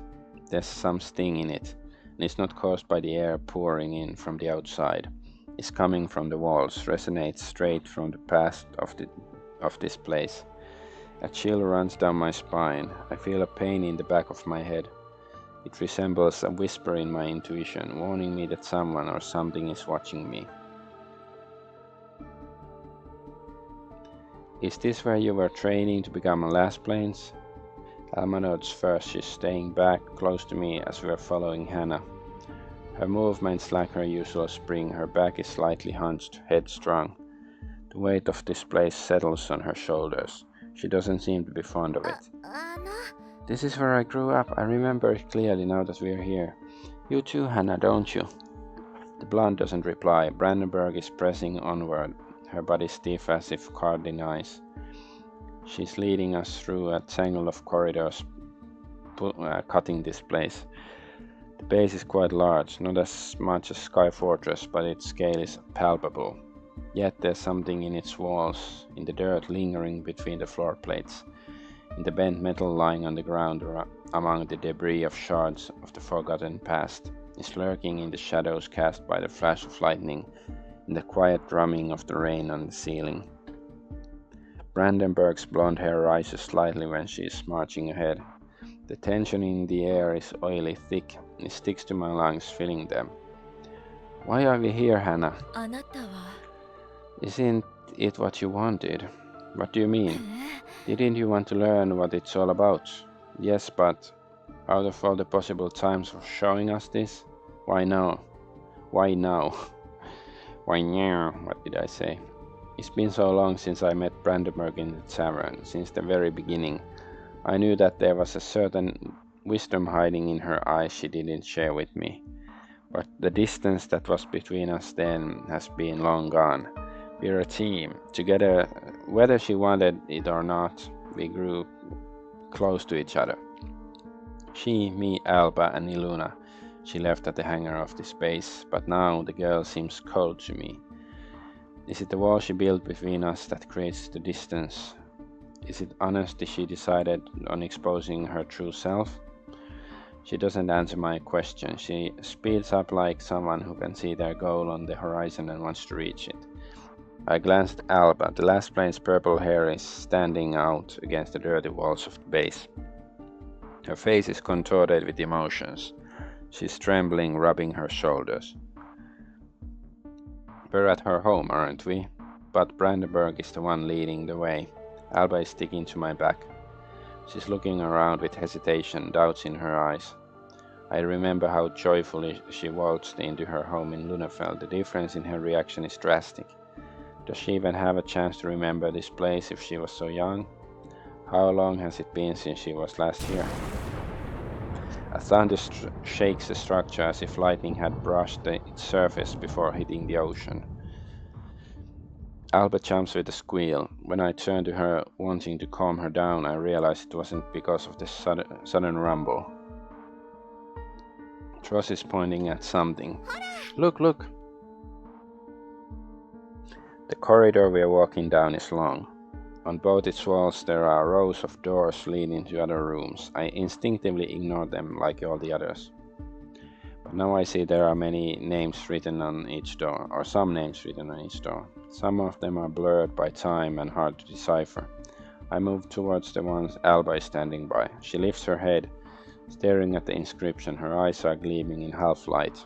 I read what she reads. Hansa Brandenburger. So I guess Hannah Brandenburg. C.I.? Although some letters are worn away, the name still sounds familiar. The door is open. Joss automatically reaches for the handle. My heart stops when my gaze sweeps over it. Underneath I notice a lock in the door. The lock is outside, not inside. Hannah, look, isn't it your room? No. Brandenburg's growl reaches us with an echo when Hannah stops halfway through the corridor. Alba steps back as if burned. I fight the temptation to look inside. My gaze roams over the drawings decorating the walls. Time-worn and covered by dust, they must be very old, but I can see they were made by a child's hand. They grew up here, this is it, their past. The one I was always curious about. Despite the fury in Hannah's eyes, I look around, glancing at a different door. Most inscriptions mean nothing to me, but the others draw my attention, those deeper in the corridor. Alba Drush 3.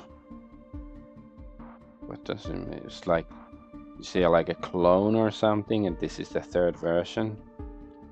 Alba, isn't this your room?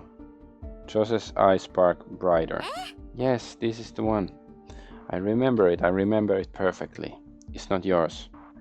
Both of us turn around. The sparkle in Alba's eyes immediately fades away. Hannah's voice is icy cold, but her eyes are burning with fire. Nothing here is yours. What do you mean? Stop acting like this, Hannah, please. I don't like it. You're in bad luck then. I glance at the door whose inscription hints at Brandenburg next to me. It's a door. It's just a door. If they grew up here, it must be her room. But my gaze lingers on the lock, on the bolt locked from the outside. The door is half open, but I feel as if something dark and unsettling were seeping through the cracks. It grips my heart tighter. Something is wrong with this place. Alba feels it too, hiding behind me from Brandenburg's gaze. She's trembling, but her eyes are focused on the door with her name on it. Hannah, you've been acting strange all day long. You brought us here, but you're not selling us anything. Why? Why are we here? A shadow crosses the blonde's gaze as she glances at the familiar letters on the door. She turns around abruptly, like just the sight of it burned her. As if by magic, her fury fades as she continues down the corridor, away from the door. She averts her eyes. You deserve to know the truth. What truth? We follow her unconsciously. The corridor ends up with a huge door, different from the other ones we pass. They are thick, hard, and resilient at the destruction that has reached the rest of the base. It's time. It all ends today. My eyes move from the blonde to the door next to which she stopped. I look at the large hatch that firmly seals them off from the rest of the base. This is it. Whatever truth is behind these doors, I'm not sure I'm ready for it. Brandenburg stands in front of the hatch. Her hand rests on the large mechanism, but it doesn't move. Nothing happens. My body, tense from anticipation, goes limp. My breath leaves my lungs. Silence lingers in the air, filled with only the drumming of the rain on the metal ceiling of the construction. A distant flash of lightning creeps inside the corridor, painting the hatch with the shadow of the Lassplanes standing in front of it. I glance at Tross. Her eyes are as big as saucers. She doesn't look like she's in a hurry to get to the other side, but she doesn't know how to interpret Brandenburg's sudden hesitation. She's not sure how to react and doesn't want to, so she's staying aside, letting me go forward. You need a hand with that? Approaching the blonde, I glance at the hatch over her shoulder. I see that even though her hands are holding the mechanism, she hasn't tried to turn it yet. Up close, I notice how much her body is shaking. Her eyes are fixed on her hands, breathing quickened. It's ragged, loud, spasmodic. as if her body were being racked by a panic attack, so contrary to what she had shown before. She led us to this place. She wants me to know the truth. She showed me this door, and she is the one who wants to open it before me. But as I stand next to her, I see her face contorted into a grimace of terror. I see her fingers rigidly cling to the mechanism as her heart is torn by a struggle. The silence that answers me speaks louder than words. Hannah? She twitches, hearing my voice. Her hair waves as she turns her head towards me. We stand shoulder to shoulder in front of a huge passage, in front of a point of no return. Her eyes glow with a pale blue glimmer of horror. What's behind this door? She inhales through her nose, as if trying to remain calm at all costs, to maintain her composure, even though I can see that she has long lost it. My question is direct. Her eyebrows furrow, her jaw clenches, lips change into a narrow line, as if all the determination, all the iron will with which we ordered us to come here left her in an instant. The moment her hands touch the mechanism of the hatch, it's going to break your heart in two. The quiet, soft voice trembles as she finally answers me. It's hoarse, as if just standing near this place were sapping her strength. I can tell that the burden that has been on her shoulders since I met her comes from the other side of this door. It stands behind the perfunctory answers, the averted glances, the secret she kept from me. Whatever thick, reinforced door hides is the reason why Brandenburg turned into a fortress. A fortress exploring, which was one of the hardest things I've ever done. What is it? She grips the hatch mechanism so tightly that her knuckles turn white. The light scar is reflected on the back of one of her hands. Her eyes turn glassy. A moment ago, she wanted to know the truth, but now the truth becomes a secret she is trying to protect, even from herself, or maybe especially from herself, from that version of herself that led me to this place. My true self, she says it as if it were something bad. She speaks the words as if they were a harsh curse intended for the quiet whisper to which she reduced them. My heart is breaking already, but not because of what she doesn't want me to see, but because of what I see right now. She called this place home, but it's nothing like home. It resembles a cruel old prison marked by many scars that remain invisible to me. I see how hard it is for her to be here, what a challenge it is to turn this mechanism, but part of her wanted me to know the truth. I hope that when it finally happens, when I see the weight on her shoulders, I will be able to take it over. I'll be able to ease her pain if I find out what it is. That's why, despite the warning hidden in her words, I move closer. I put my hands on hers, gripping the mechanism of the hatch with her. I glance at her, seeing nothing but fear. We have reached a point of no return, and although she led me here, she lacks the courage to cross the threshold. She is like Frodo and wants to keep the ring. But I don't. Keeping my hands on her, I slowly push the mechanism, which gives in with difficulty.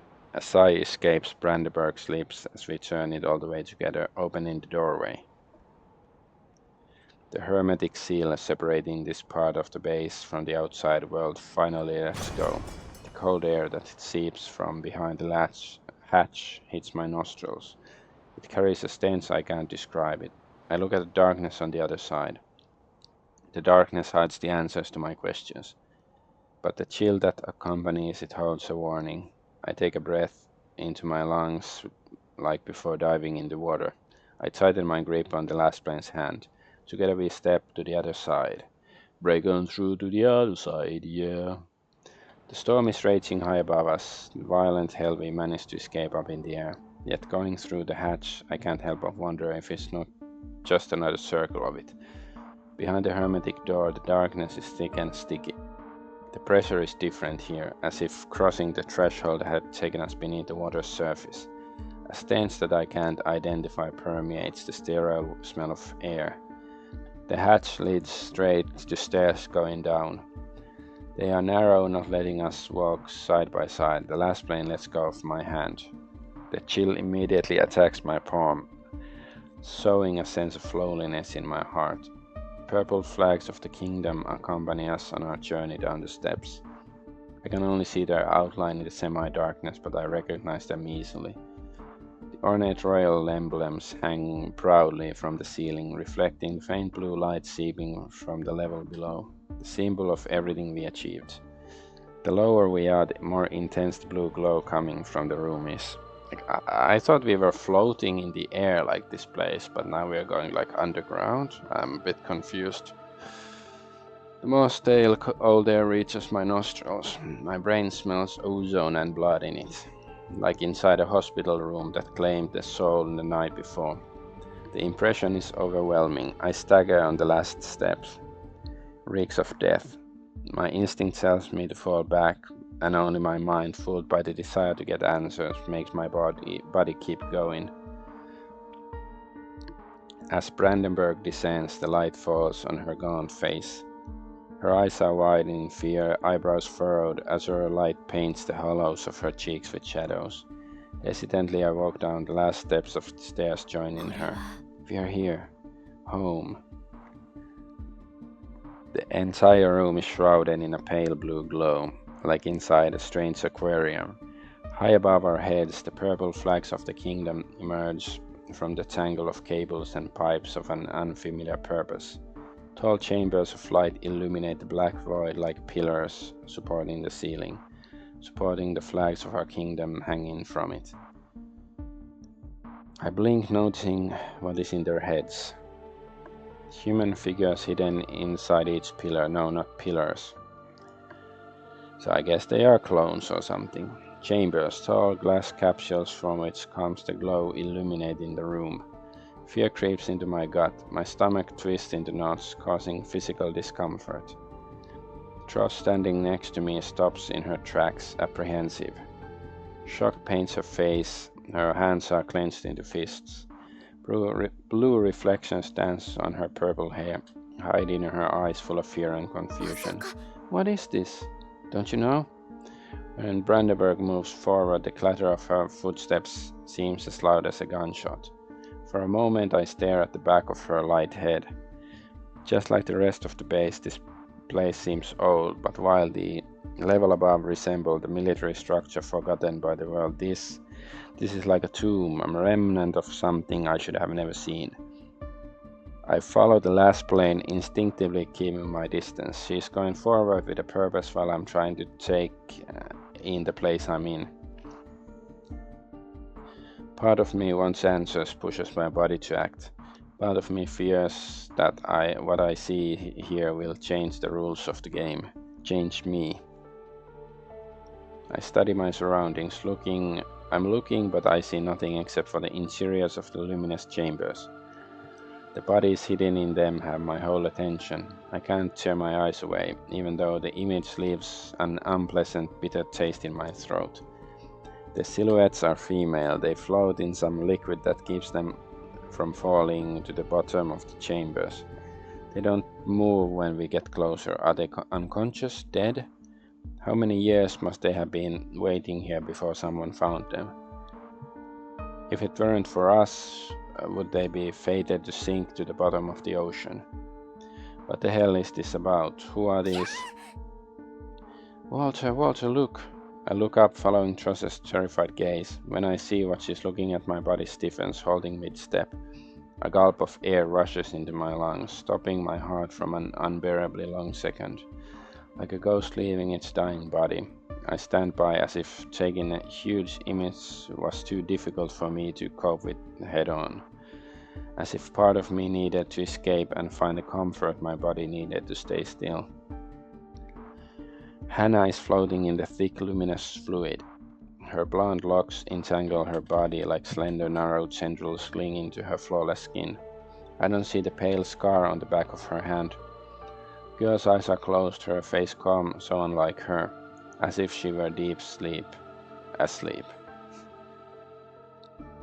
Her lips are slightly unconsciously parted. I want to scream, remind her not to swallow this strange foreign water she's in, to tell her to open her eyes, get out of the prison someone has locked her in. But it's not my Lassplane. My Lassplane is standing at my side. I turn my head, moving my gaze to her. The same beautiful facial features, although this place has made them sharper. The same body shape, the same smooth hair, both in color and length. It can't be. Who are they? What's happening, Hannah? Is this some kind of cruel joke? I blink, although Brandenburg's face clumsily tries to hide behind the mask she created. Joss's face shows nothing but terror. Tears gather in the corners of her eyes. Her pale cheeks lack a blush. Frustration makes her hand clench into fists. It's clear to me that she has no idea what's happening. She doesn't know. But Hannah does. I wonder what she feels right now. Showing us this, watching us desperately trying to make sense of it. The shock leaves me speechless. Like a sudden fall that causes so much pain in your body that tears your voice out of your throat. I become a passive observer, unable to do anything but watch. Confusion on the face of Alba, sadness in the eyes of Hannah.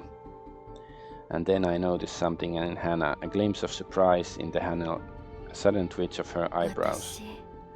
I thought it was all an act, but you forgot again, Alba. Didn't you? Alba gasps, taking a step back. In horror, she turns her head towards her figure floating in the chamber. So similar to her, yet so unfamiliar. Compared to the life that Tross radiates with, her copy seems like an empty, lifeless shell. I study her, desperately trying to understand what's going on. I'm struggling to get my voice back. My mind is trying to rationalize what I see, even if this task is simply impossible. When I manage to speak, my voice is hoarse. There are more of you, but how is that possible? Are they your clones? I didn't think such technology existed. Yeah. It doesn't. A smile crosses Brandenburg's face for a single heartbeat, a smile full of pity. It's brief, an impulse, a glimpse of her true thoughts, as if she were reveling in my ignorance. No, as if she were enjoying the last seconds of it. The last moment I spent in the dark. We're machines, Walter. Oh no, sex machines, stay on the scene. We always have been. The void in my chest grows. I can't make sense of it. What she's saying? Lassplanes have always had insane abilities, but they are told us time after time it's because of their unique bond with the light. That they were the only mortals who could actually use it, change reality with it. People have viewed them as godlike creatures even, and it was only a ruse. I barely noticed Alba moving away another step, the anger flashing on her face. I cannot fathom being angry right now. I'm too stunned. Liar! You're lying! Brandenburg tilts her head. There it is again, a glimpse of her surprise. She studies Alba as if for a moment she really didn't know how to react, as if she hadn't just dropped a bomb on her head, so powerful that I don't know if I'll be able to rebuild myself from the remains. Are you getting angry again? Don't you remember what happened the last time you got angry, Alba? Stop messing with my head. I don't believe any of that. It feels like a trance. My eyes move from one Lassplane to the other. I can't tear my gaze away from their soft, plump skin, hands so delicate as if they never had to use them, from their thick hair, shiny and healthy, from the emotions twisting their faces, sounding in their voices. Machines? How could someone so full of life, energy and emotions, desires and hopes be a machine? Memories of the time we spent together flashed before my eyes. Memories of Alba's taste for food and Hannah's love for coffee. Memories of behavior so human they stopped me from believing the words spoken here. I guess that explains why they didn't know what a cat is, sort of. I can't help it, my gaze lingers on Hannah, on her beautiful face contoured by the horror of this place, on this truth. But I remember her differently. We've been through so much. From running through Sky Fortress to wandering around Azuria. She knew all of this this time. Somehow, albeit it's shallow, I can feel resentment towards her. for not telling me sooner. She catches my gaze, pain blooms inside her irises, like she can feel my resentfulness. Hannah, how could it be? Are you serious? Brandenburg smiles faintly, that smile again short and sad. Her arms spread as if the words she'd just shared with us were nothing more, just words. As if they didn't carry the force capable of destroying worlds. Truth is always a little disappointing, isn't it? Not always. As my world shatters, I can hear Alba's soft cry. Hannah stays silent, stoic, resembling the figure looking just like her, hidden inside the safety of strange capsule. Merely a messiah, a harbinger of the world around collapsing, twisting and turning. How does it work? How does it happen? The light works in mysterious ways. But it doesn't work like that. It cannot, I would know. You knew. You just forgot. Are you saying that all Lassplanes, that they all are? They're not human. We are not human. What human could achieve the things we can do? Doesn't the light work in mysterious ways? But it cannot change the nature of a being. Your body is frail, weak, limited by soft muscles and feeble bones. One that is the fuel cannot become a vessel. Alba shakes her head in denial, her hair flowing. She refuses to accept it. I don't realize my legs when move toward one of the capsules. They carry me forward on their own, as if the taste of earth-shattering answers made me crave more. Hannah's words reach me. The logical part of me understands them on some fundamental level. At the same time, the other part can't comprehend them. So this is like the alternative timeline that, because Trump was supposed to make anime real, that, instead of selling out. So in this timeline, he made anime real, but it's still, I guess, a bit disturbing. I don't understand how I could have missed it. Were there signs I wasn't aware of? Can machines eat, drink, crave fun and peace of mind? Should their skin be so soft, reflexes so human? Should they laugh, cry, get mad, and celebrate? In the sea of tired faces and identical grey uniforms of soldiers in Sky Fortress, the Lassplanes were more alive than everything around them. Was it all an act, a program? Do they even have free will, or are they merely a vessel for the light? I shake my head. Impossible. It's impossible for the last few months to be a lie. I can't accept that, neither does Alba. Doesn't make any sense. Look, I remember my childhood, Hannah. I remember my home village. The goats grazing on the hills, Sweet buns my nana used to make. Hell, I baked them for you before the party. If I am a machine, why do I remember these things? If I'm a machine, why do I have a heart? Why do I feel it pounding in my chest? Why do I feel like crying right now? Brandenburg hesitates, plain flickers in her eyes. She led us to this place, she showed us all this, and yet she is silent now, unwilling to answer. The words refuse to leave her mouth. Answer me! Trossa's scream leaves the goosebumps on my skin. I glance over my shoulder. Brandenburg raises her hands in a reassuring gesture, but it doesn't make it any easier for the words to flow. They're not yours. What isn't? These memories, they're not yours. The structure creaks around us. A groan of worn-out metal sweeps across the ceiling. The kingdom's flags are fluttering as if some artificial wind breathed life into them. As if the base were accelerating, hurtling towards its doom in the inability to cope with this information. Or is it just me? Then whose are they? I walk over to the console next to the pods. The equipment is old, completely analog. I feel the unseeing gaze of the slumbering Tross on me. I know it's just my imagination. I know the being inside isn't Alba.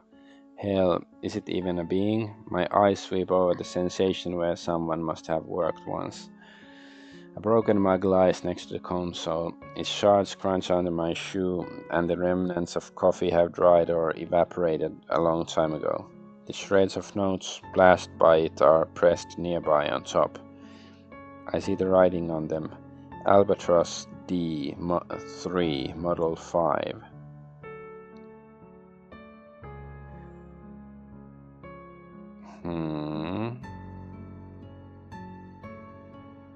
Whose are they, Hannah? Please, I beg you, tell me. I hear Brandenburg's rapid, ragged breathing behind my back. With a trembling hand, I reach for the notes next to the console.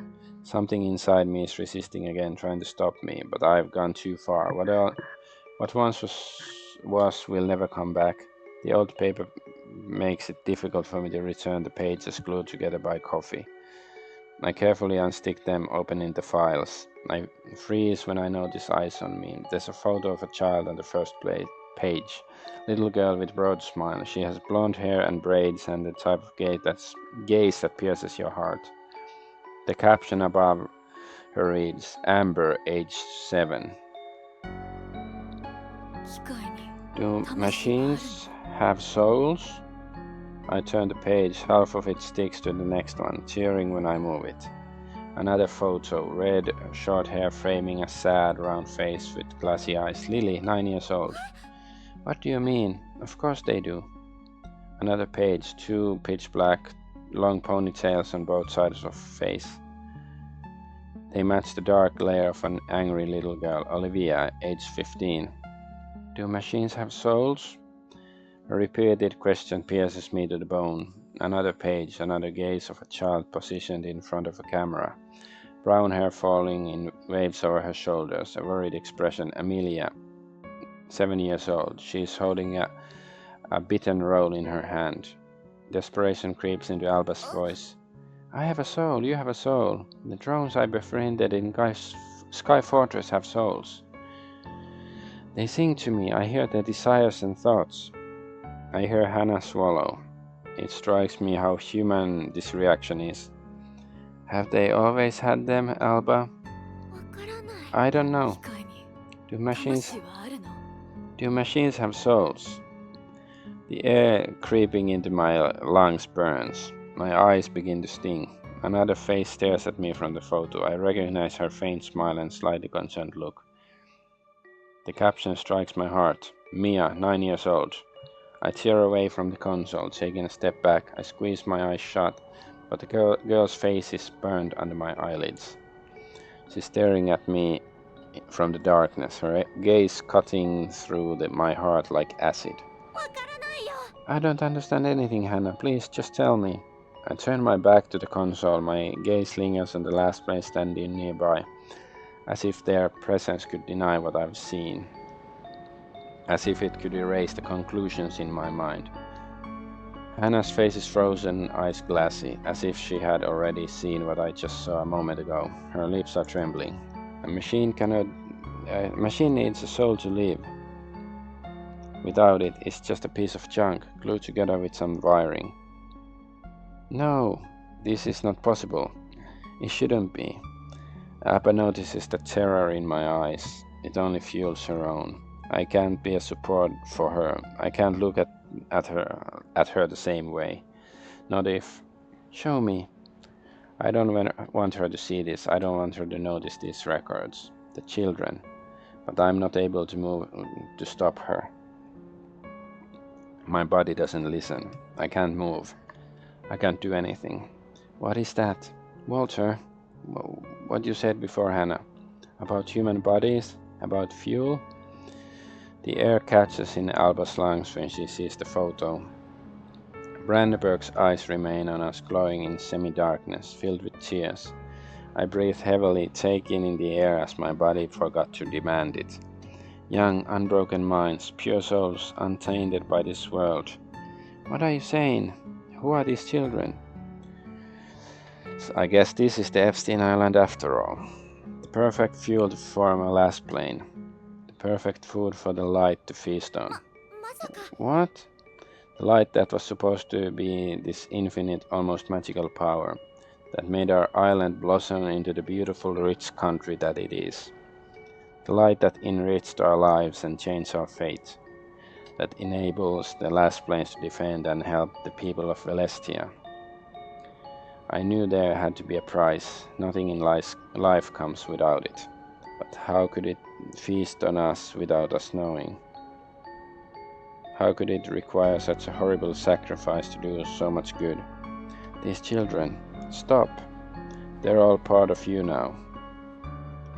Stop. Just like the other ones are part of me. A broken cup crunches under my shoe when I take a step back. I feel sick, so sick. Tross's eyes spark with shades of blue. What are we? I don't want her to reply. Please don't reply. Thieves. Nothing but thieves. No, can't be. The lie was stolen just to form ours. It can't be the truth. They paid the price. We're forged from their bits and pieces. I want to stop Tross when she reaches for the records. But her movement is quick, fueled by despair so deep it fills the air between us. Something breaks in my heart when Albert tears off the page with Mia's photo. I want to react, but I can't. The claws grip my chest. My legs are heavy like lead. Alba. It can't. The sob breaks the silence like the thunder of the storm we left above. Tross turns away, dashing for the stairs in panic, clutching the piece of paper in her hand, in memory of who she was, who she thought she was. I should do something, but I'm just looking at Alba dashing up the stairs and disappearing. I kick myself what I'm doing, for who I am. Something might happen to her. She's shaken, far from coming to terms with this revelation, but I haven't come to terms with it either. I don't know if I will accept it anytime soon. The foundation of all my faith in the kingdom I've been serving so many years crumbled the moment a curved blade pierced my heart. Its jagged edge tells me that pulling it out would bring even more pain than sticking it in. It's like we're in that storm again. The silence carries emotions raging within me. I turn my head. My neck is stiff from the tension. I look at Brandenburg standing next to me. There are only a few meters of smooth floor between us, but at this point it might as well be a chasm. Tears are streaming down her cheeks, reflecting the blue light of the pods. Sleep in the pod. Oh, nothing. Don't stand there like that. Go to her. She needs you right now. Again I understand the words she's saying, even though her voice is trembling. Even though it's filled with pain that I cannot describe, she speaks clearly, but I can't take them in. I can't do what she wants me to do. My body is like a strange being that I have no control of. Almost feel like I can only watch what is happening around me. My gaze is fixed on her face, on the face of the girl I fell for with my entire heart. It's funny how now is the moment I truly realize this. Now when it seems like life has lost its meaning, when things are beyond repair. I watch the horror glistening in her eyes. Her words are nothing but a facade she's barely keeping up. I can't leave her here in this state. She's in bits and pieces, even though she doesn't show it the way Alba does. Why didn't you tell me? She snorts, although tears are still trailing down her cheeks. I didn't really find a good time to tell you. I swallow. I should run. I should turn around and head for the exit, find Alba and go back to Sky Fortress. Perhaps if I shut my eyes hard enough, I could pretend I didn't see anything. If I stuck my fingers in my ears deep enough, I could convince myself I didn't hear it. But I can't. My world has shattered, but the Lasplane standing next to me is just the way I always knew her. Although everything has changed, nothing has changed in her at the same time. She is still the person I knew. No, I can't bring myself to fear what she is, not after everything we've been through together, after the way I feel about her. Maybe not during dinner. My throat hurts when their hoarse voice leaves it. I don't even know what that reply is. A poor joke? I can't form a coherent thought. What do you say when you learn something like that? Holy shit, are we the baddies? The girl is trembling. She raises her hands, shielding her face from my side, from the whole world. Her legs are shaking as if she could barely stand still. I tried to tell you about the light, but I didn't know how. How do you share something like this? I don't reply because I don't know. Is the way she chose worse than others? If we were sitting in a canteen, and she would casually mention that the light consumes people, I don't think I would have believed it. And before that, in Azuria or Lunafell, she didn't trust me enough to tell me. The world as I know it, everything I believed in, turned out to be as far from truth as it could be. But so many things are running through my head that I can't think about everything at once. I find my gaze fixed on the body in the capsule, identical to her, yet so completely different. This changes everything, but when it comes to her, does it really change anything? Hell, it should. Am I a bad person if I want to comfort her seeing her cry? Am I a raging sociopath if I don't scream and cry and throw up knowing what happened in this place? Perhaps I am, but I can't force myself to react. I feel numb, frozen, stuck in a flight or fight response, unable to flee, and there's no one to fight. How did you learn about all this and find this place? Alba doesn't seem to know. It's because we're not supposed to. We're not. We're made not to know, to forget. How? There's a safety switch inside of us. I've seen some of us go mad upon learning what we are, disposed of shortly after. But you didn't, and every day I pay the price for it. She moves her hands away from her face with difficulty. Her gaze lingers on their palms, fingers wet with tears. Her wide eyes hide a mortifying past. First Lassplane ever. That's what Alba constantly called her. Somehow looking back, Tross's words sound ominous to me. I watch her rub her hand, the scar on its back. I have to go get my son, he woke up. Okay, my wife is on it. She's here. I had to sever my connection to the light to avoid triggering the safety switch. Some of it never returned. Suddenly her blatant lie comes back to me, spoken under the cover of night when the three of us were walking around Sky Fortress talking about the watchtowers. It makes more sense now. Hell, even the fact that drones hate her while they love Alba makes sense now. That's why the watchtowers do not call you, isn't it? How? How do you know? Doesn't matter. This is the truth before my very eyes, the reality undistorted by lies, masks, and falsehoods. I can't begin to fathom how she feels knowing it all, knowing what it had to be done for her to wake up one day, carrying this burden inside her heart for years on end. The damn irony of everyone calling her a hero to the people who lost their children for her to be born, the people who died so she could save others. Realizing this, looking at her again, makes me snap out of my numbness. The powerful Lassplane looks like a sad, frail being despite her words stating that is my body that's frail. This knowledge made it stiff, frozen in a way. I'm the one who feels robotic now. And she, shaking, sobbing, and barely standing upright, is human. Doesn't matter to me what she is. Her feelings are not a result of a program. I can see them before my eyes. She's not a mindless vessel of the light. She's a person. Person I would do anything for before all this. And even if that makes me a bad person, I would do anything for her now. I come closer, my legs feel numb, as if I haven't used them in years, just a few minutes, not just a few minutes. Brandenburg immediately takes a step back, terror creeps onto her face. Don't come closer. Why not? Please, Walter, just leave. Go after Alba. She needs you more than I do. You're lying. Her lies sound desperate.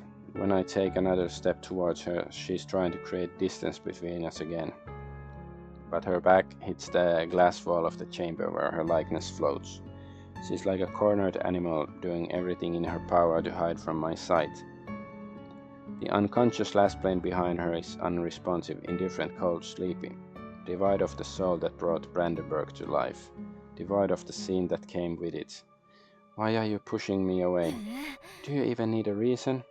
Look at me, look at what I am. You're not what to me. You're not a what to me. You're delusional, Walter, out of your mind. Did you not hear what I said? I heard you clearly, although some parts I wish I didn't. I'm not who you thought I was. I'm something much, much worse. My memories are just a blend of lives lost by others. Others who were killed to bring me here. Don't you understand? Believe me, I do. Even my personality is not mine completely. I can feel it. I can feel the different parts inside of me. I can tell which one is mine and which one belongs to someone else. What happened in this place is unforgivable. This entire project is a crime against life itself. None of it should go unpunished. That's why you need to step away. Go. I can't. Why the hell not? Why the hell can't you hate me the way I hate myself? I should, knowing what made her who she is right now. I should be appalled. This shouldn't be a conversation. It casts a different light on her face. I should not be able to look into her eyes, but even though my damned body is trembling at the thought of the crimes committed here, the person in front of me is not to be blamed. She didn't wish to be born into this world. She didn't want to be any part of this. I can see the self-hatred and regret raging in her eyes. How could I be mad at her when the true perpetrators are living freely, running the show? Please. I'm begging you, say something or leave. I could never hate you, Hannah. You have to. None of this is your fault. You're wrong. Everything is my fault. Something changes in her gaze when she pushes herself away from the chamber, away from me and my gaze. She runs her hands through her light hair. Blonde strands stick to her cheeks, wet with tears. Rage and guilt fill her body. Is her guilt that intense? Why should she be blamed for being here in this world? She didn't ask for this. I wonder what our life would be like if I never knew. If we just had got back to Sky Fortress instead of coming here. Would we go to the canteen, eat dinner, as if nothing were wrong with this world? Play with Iluna in the morning, feeding her chicken? Fly together till the very end? Why am I here? Why did you bring me here, Hannah? I approach her carefully, not as confidently as before. I don't want to scare her away. Her face glistens with tears. You wanted the truth. I wanted you to be safe.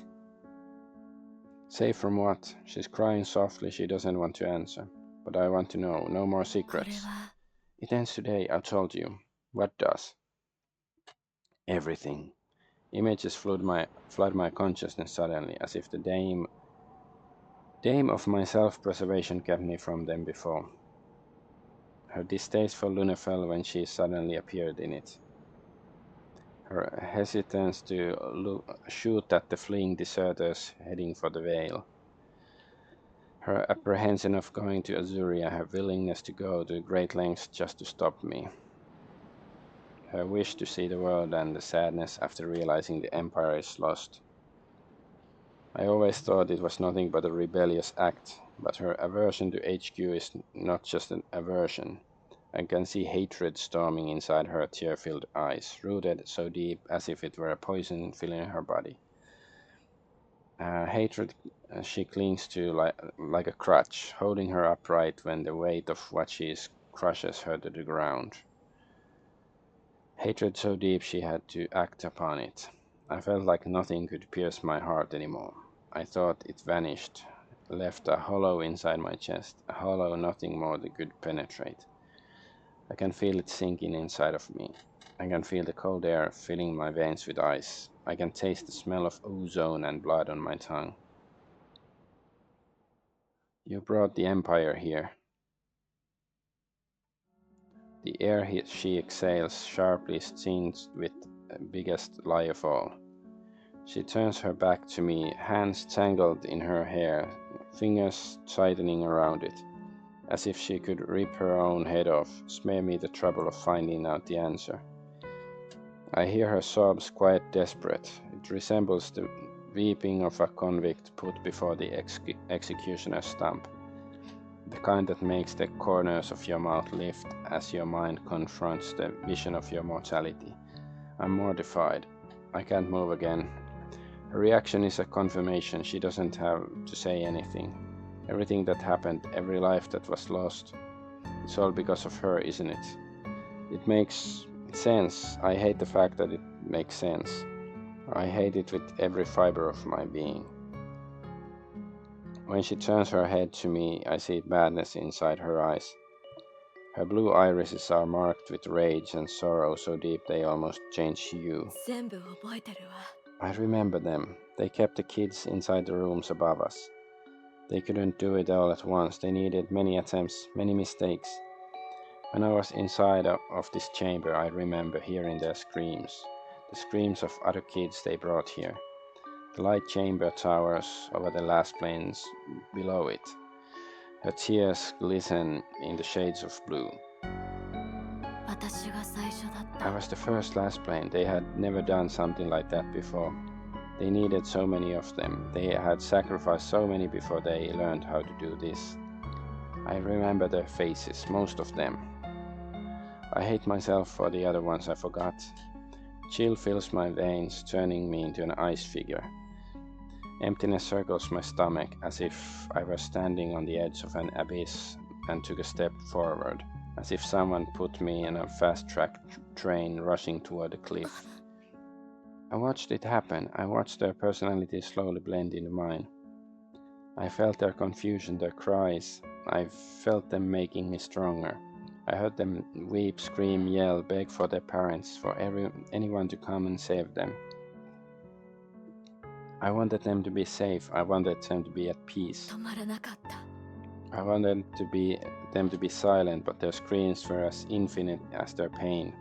It never stopped. Years went by and I still feel their pain inside me as clearly as then. It never stopped. They never died. They never went away. They never found peace. The torture they were stuck in every single day consumes me. I feel nauseous again. I wish I could get rid of what I heard. I wish I could make it disappear. Make it never happened. But I can't. I can't interrupt her when the last dame in Hannah Brandenburg's fortress is finally down. Last dame? What does he mean? I feel like even she can't stop it. But their work only began. It was the first one. The one they used to learn the ropes. When they were finally satisfied by my level of power and consciousness, they let me open my eyes. But when I wished they hadn't, I don't know how many years I spent in this place torn apart. They hacked and sawed and glued parts of me together. They crawled inside my head like bugs and kept scraping for so long until I finally fit their vision of the ultimate weapon, until my thoughts became theirs, until the screams of children became the choir of my existence, until they made me the perfect blueprint, Hannah. And I didn't mind it. She glances at me from under the shock of her torn hair. Her face is contorted in agony, as if the pain she speaks of were consuming her insides right now.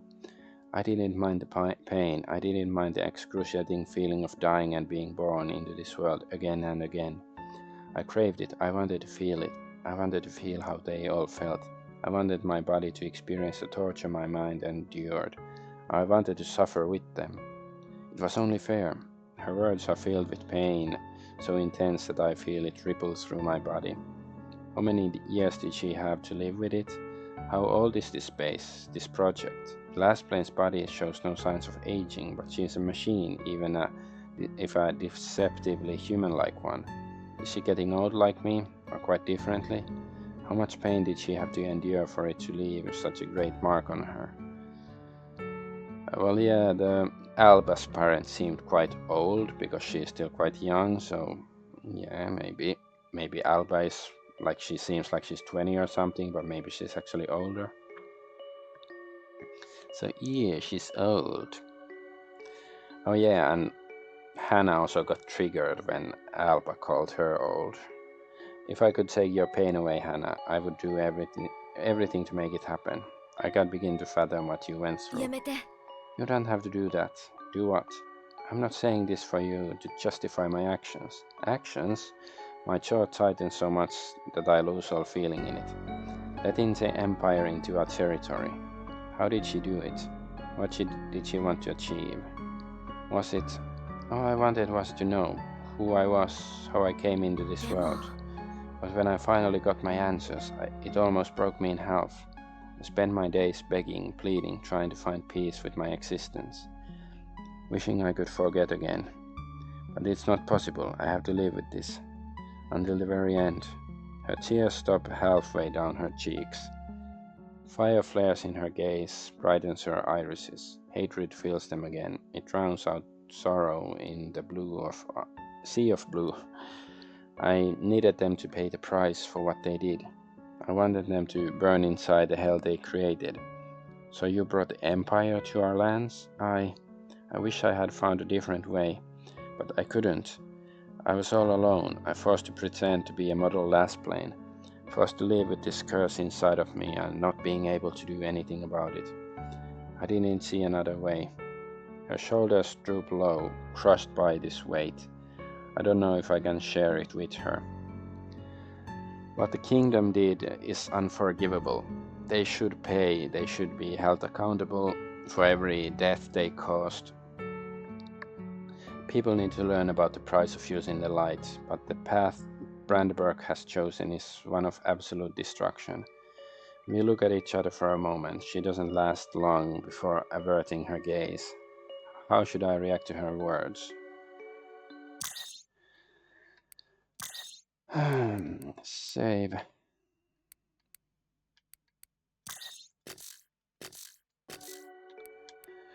We have to make it right. My thoughts go back to all the battles we fought against the Empire, so much death that could have been avoided.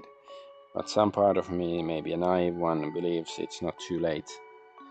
Maybe some naive part doesn't want to admit it, but it understands her motivation, because now it would have to admit that I fell in love with a killer. How did you do it? She hesitates, looking at me with a mixture of shock and sorrow. But I see regret in her eyes, real regret. It gives me hope. Sob. They reached out to me a couple of months ago. They didn't want much, they just wade through the veil. So they really have spies in the kingdom? She smiles slightly, but without mirth. I don't know anything about it, they never told me. And I didn't ask.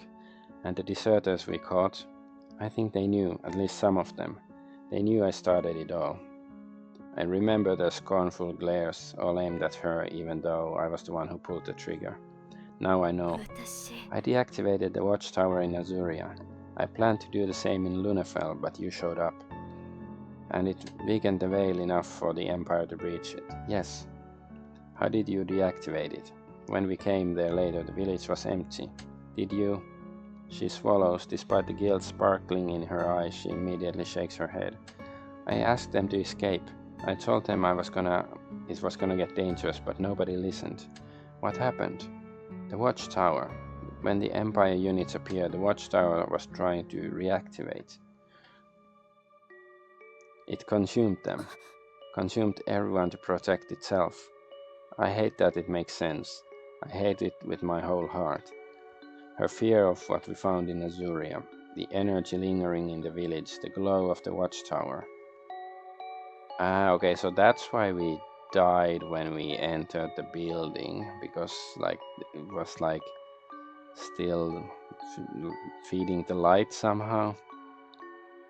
The energy lingering in the village, the glow of the watchtower. It wasn't low on power, it was power hungry. Is this why the Lasstein held my hand? What would have happened if I had let go then? Well, we know I died. I pushed the thoughts away, it's not important now. Close the disturbance with me and Brandenburg in an instant. She doesn't move away. Maybe she didn't expect me to do it. Or maybe she doesn't care at this point. Up close I can see every glossy trace the tears have left on her skin. I cup her face with the trembling hands, but not letting her look away. The entire world fell to shit, but I'm not gonna leave it like that. We need to make this right, Hannah. But they will pay the price, do you understand me? Her head pulls back slightly, reflexively, but she can't pull away. I see the hesitation in her eyes despite my assurance. Despite the steel sounding in my voice, they will answer for what they did. The world will learn of their sins, but not like this, not with innocent civilians getting caught in the crossfire. We have to do better. We have to be better. My thumb brushes her cheek, wiping off a single tear. I see my reflection in her glassy eyes. I promise I won't let them get away with this. We must stop the Empire from destroying our island, because it won't be those in charge getting hurt when the veil falls. The common people will be the first victims of this war. Slowly, determination returns to her gaze. Carefully, subtly, just a glimmer in the darkness of emotions that have been ruling over her for years. A nod of her chin, and a wave of relief washes over me. I can feel my heart returning to its place at the sight of it. After so many years in the loneliness of this agony, I wouldn't expect the person to emerge from the other side to be inclined to show mercy. To find another way, to not stoop to the level of their oppressors. It's been almost two and a half hours and we still haven't gotten to a mission, and maybe we won't this time. But I see the understanding in her eyes, a seed of hope so weak that the slightest draught could kill it. But I won't let it die, because she's showing me that it didn't break her. I smile lightly, unconsciously, in the face of all the things I learned today. It's a madman's smile, but I can't help it, looking at her so close to me. I brush a strand of hair from her forehead, wet from her tears. You didn't choose this fate, but you can choose what to do with it. The circle of violence doesn't have to continue, it can end. Her eyes sparkle with the shades of blue. A sudden thought echoes inside them, leaving me no time to react. She climbs to her toes, getting closer. As my arms embrace her trembling body, her lips suddenly find their way to mine. Ooh, and join them in for a kiss. I can feel my heart leap. The jagged knife pulls out without leaving a single scar. I lose myself in her soft lips, and the scent of her hair envelops me. Come on, there's not even a picture. Her proximity is intoxicating. It heals the wounds that this place has left in my soul. I feel her lips curve into a smile on mine. There's a slight shy smile playing on them when she pulls away. But then a blush creeps into her face, so bright red as if all the color she had lost returned all at once. Not even a picture, so sad. That was... Don't! We don't need to talk about it. Of course we need to. Not now. I clear my throat, I smooth my uniform as if its condition were the most important thing right now. The Lasstein wipes the remaining tears from her cheeks. She fixes her hair. The moment was fleeting, but I feel like it put the misplaced parts of me back together. I watch her turn her head. The smile fades, then disappears as she looks at the pods. I go find Alba, make sure she is fine. So, like, this is sort of a cliche to, find out, well, at least they're not clones. Sorry. They're not clones. So I think the twist is still at least somewhat unique, but even though it's a cliche idea, and I guess it's at least done in a sort of emotionally touching way that it actually I do sort of feel bad for the girls and stuff, but it's not like a surprise that the light is evil or that the kingdom is based on their power comes from evil stuff or something like that. But I do think there's an analogy compared to like real life, like sort of like Epstein Island, like who knows what else is going on there except from the obvious molestation stuff.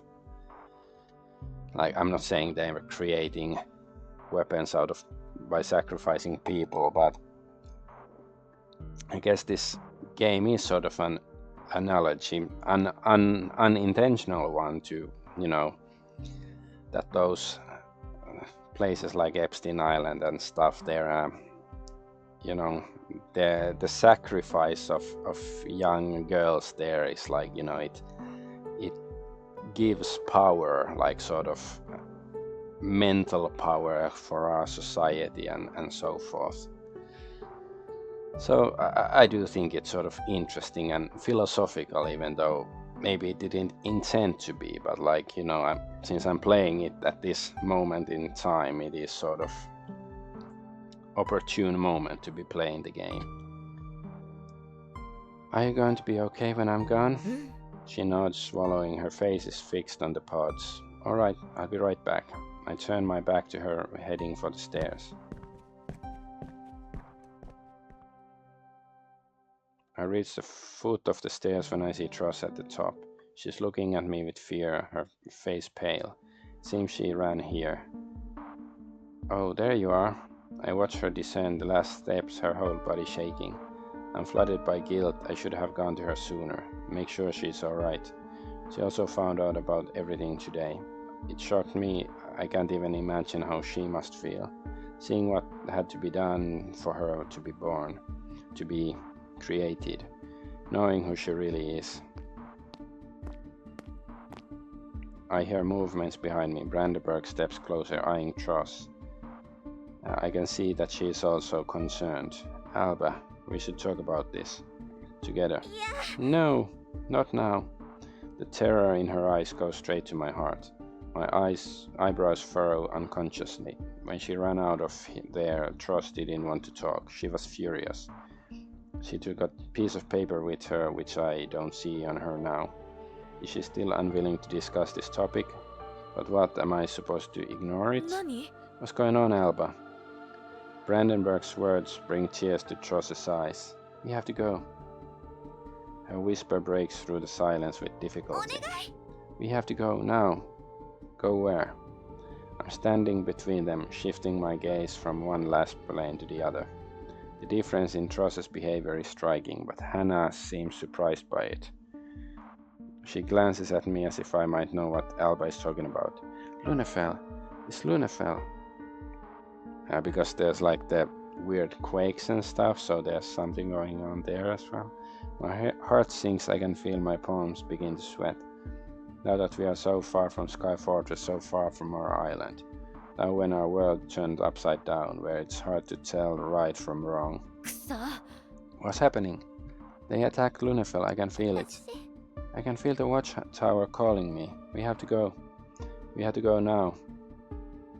The desperation in Tross's voice is familiar as the despair in her eyes. She looked exactly the same the night we met in the glade. The same desperate need was hiding in her trembling voice. The same urgency forced me to act. Just it compels me to act now, as if waiting even a minute would be a physical torture for her. I watch her shift her weight from one foot to the other.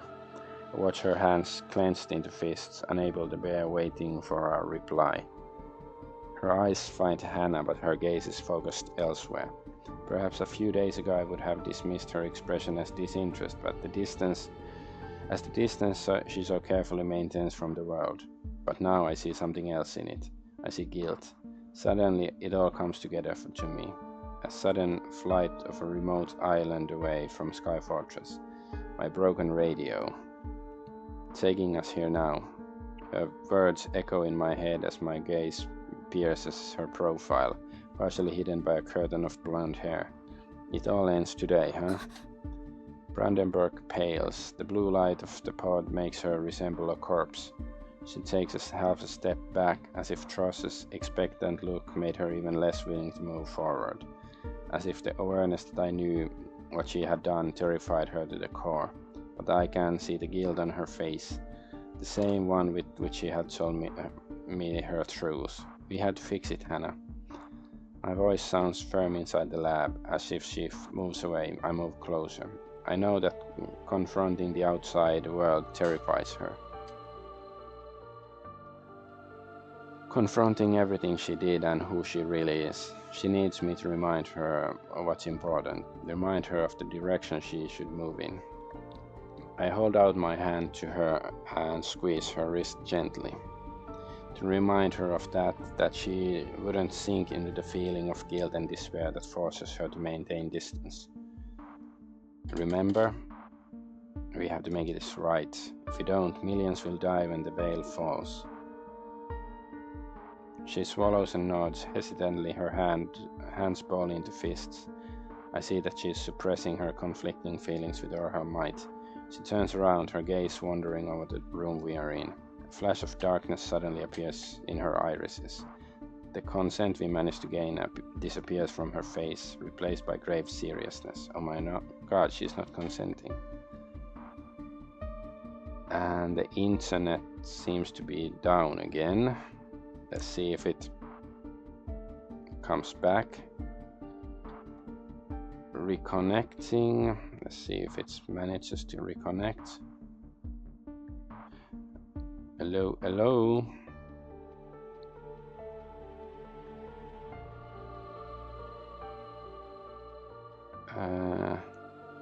Yes, okay, we are back.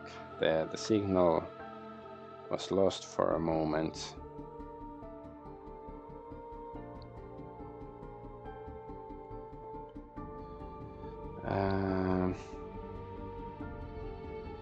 Okay, fury and iron determination appear in Brandenburg's eyes, as if the resistance against leaving us was too powerful, too strong for her to be able to do it. The structure around us creaks, the groan of metal reminds of the impending doom of this place. I can't leave this place. Hannah, please. No, not like this. I sigh, standing between the two Lassplanes, my eyes pierce Brandenburg.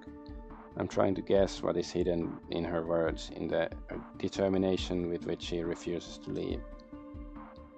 Alba's eyes fill with tears. She is desperate to get the other Lastplane to move. Every moment delays our arrival in Lunafell, and the flight itself will be long. We are far from there. I feel the passing of time, seconds slipping through my fingers like the grains of sand. Please, Hannah, we have to leave now. Why? So that HQ will find their lost base as soon as possible? What? They're not going to find it. This place will soon be at the bottom of the ocean. Not soon enough. Judging by the trajectory, it has a couple more days. Enough to come back, power it up, and get it to safety. I won't tell them, I swear. But we have to. I don't care what you have to do, Charles. Brandenburg's furious voice makes me stiffen. Alba takes half a step back, her eyes are as big as saucers. Standing between them, I raise my hands in conciliation. From a distance, the effigies of the Lastplanes listen to our conflict. They resemble statues immersed in pods of the light. You don't need to tell them. They will extract the information out of you, or kill Walter to get it. So what do you want us to do? We have to leave for Lunafell as soon as possible. We can leave, but this place needs to drown first. Alba gasps so loudly that it resembles a distant rumble.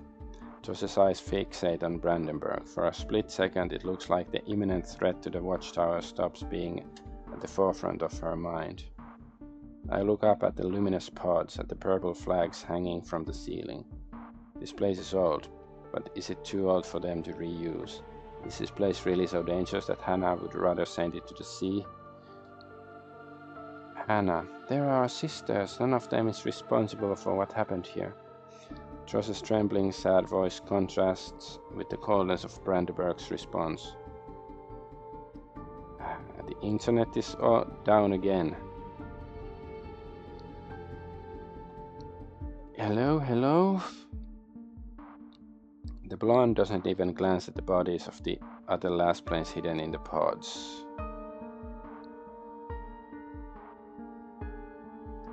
It seems like I'm the only one watching them. Hello?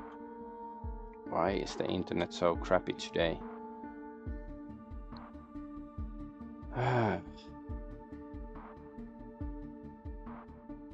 Maybe the last person to ever do that.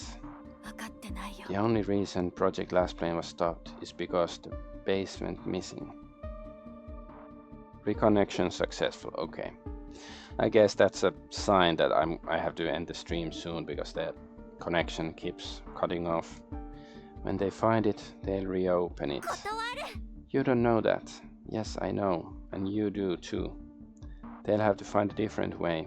It's been many years. What happened here is unacceptable. Obviously, nobody will let them repeat it. Nobody will let them get away with it. Oh, and who's gonna stop them? The light needs fuel. We, Lassplanes, need our fuel. The fuel that the kingdom will gladly find to call its defenders. We're the most valuable commodity on the island, Alba. Hundreds, thousands of dead people are a small price to pay for a Lassplane capable of destroying an entire army. Sadness pierces my heart. It's not just because of her words. It's because I'm aware that Hannah is right. The Lassplanes seem priceless. Their capabilities exceed the strength of an entire unit. The king will go far to gather as many of them as possible. But will he murder hundreds of his subjects? It sounds like My Lovely Empress, the game I streamed last year, where you sacrifice lots of your people for power. So yeah, my gaze wanders over the Lassplanes in pods. I count them subconsciously in my head and convert them to lives that were necessary to create them. We'll find another way. There must be another way. There isn't. The light runs on death, ever since the big famine that led to its discovery. I won't let them kill another single child for a Lassplane ever again. You'll kill them instead? Tross gets closer, pointing to the figures floating in the capsules. Even though their eyelids are closed, I feel their eyes on me. It burns. They're asleep. They don't have enough energy to leave, but they're not dead either. We can just bury them on the ocean floor. Project Lassplane gave birth to us. Perhaps if we could wake them up, they could help. Are you willing to murder a child to wake one of them up? How about 100 of them? Are you this cold, Alba? Joss begins to shake. This place is a place from nightmares. Perhaps she's right. Perhaps there is another way to wake up one of the Lassplanes. Perhaps she, like two standing before me, will be equally terrified by the knowledge of her origins. Maybe she'll take our side too. Maybe she'll help us change something. If not, we can always try to publicize the matter, make society aware of the true nature of light. Make sure no one consents to such actions, to operations hidden under the cover of darkness. Maybe it'll be enough. On the other hand, maybe can we accept such a risk? This base needs several days to fall toward the ocean. HQ can learn about its location. It's not stationary. All they have to do is locate it, and when they will take it to a place where we'll never find it. They'll reopen Project Lassplane there in secret. More children will disappear. More Lassplanes will be born from the slaughter. My eyes move from Alba to Hannah. There's only one decision. Okay. I guess we will do the decision tomorrow. Save and I think I will choose to sync it, but let's see tomorrow what we're gonna do. But I guess it's sort of interesting moral decisions and qualms and all that stuff. And the internet is down again. I guess I'll end the stream. I'm Adventure Argonaut. Thank you for watching and bye bye.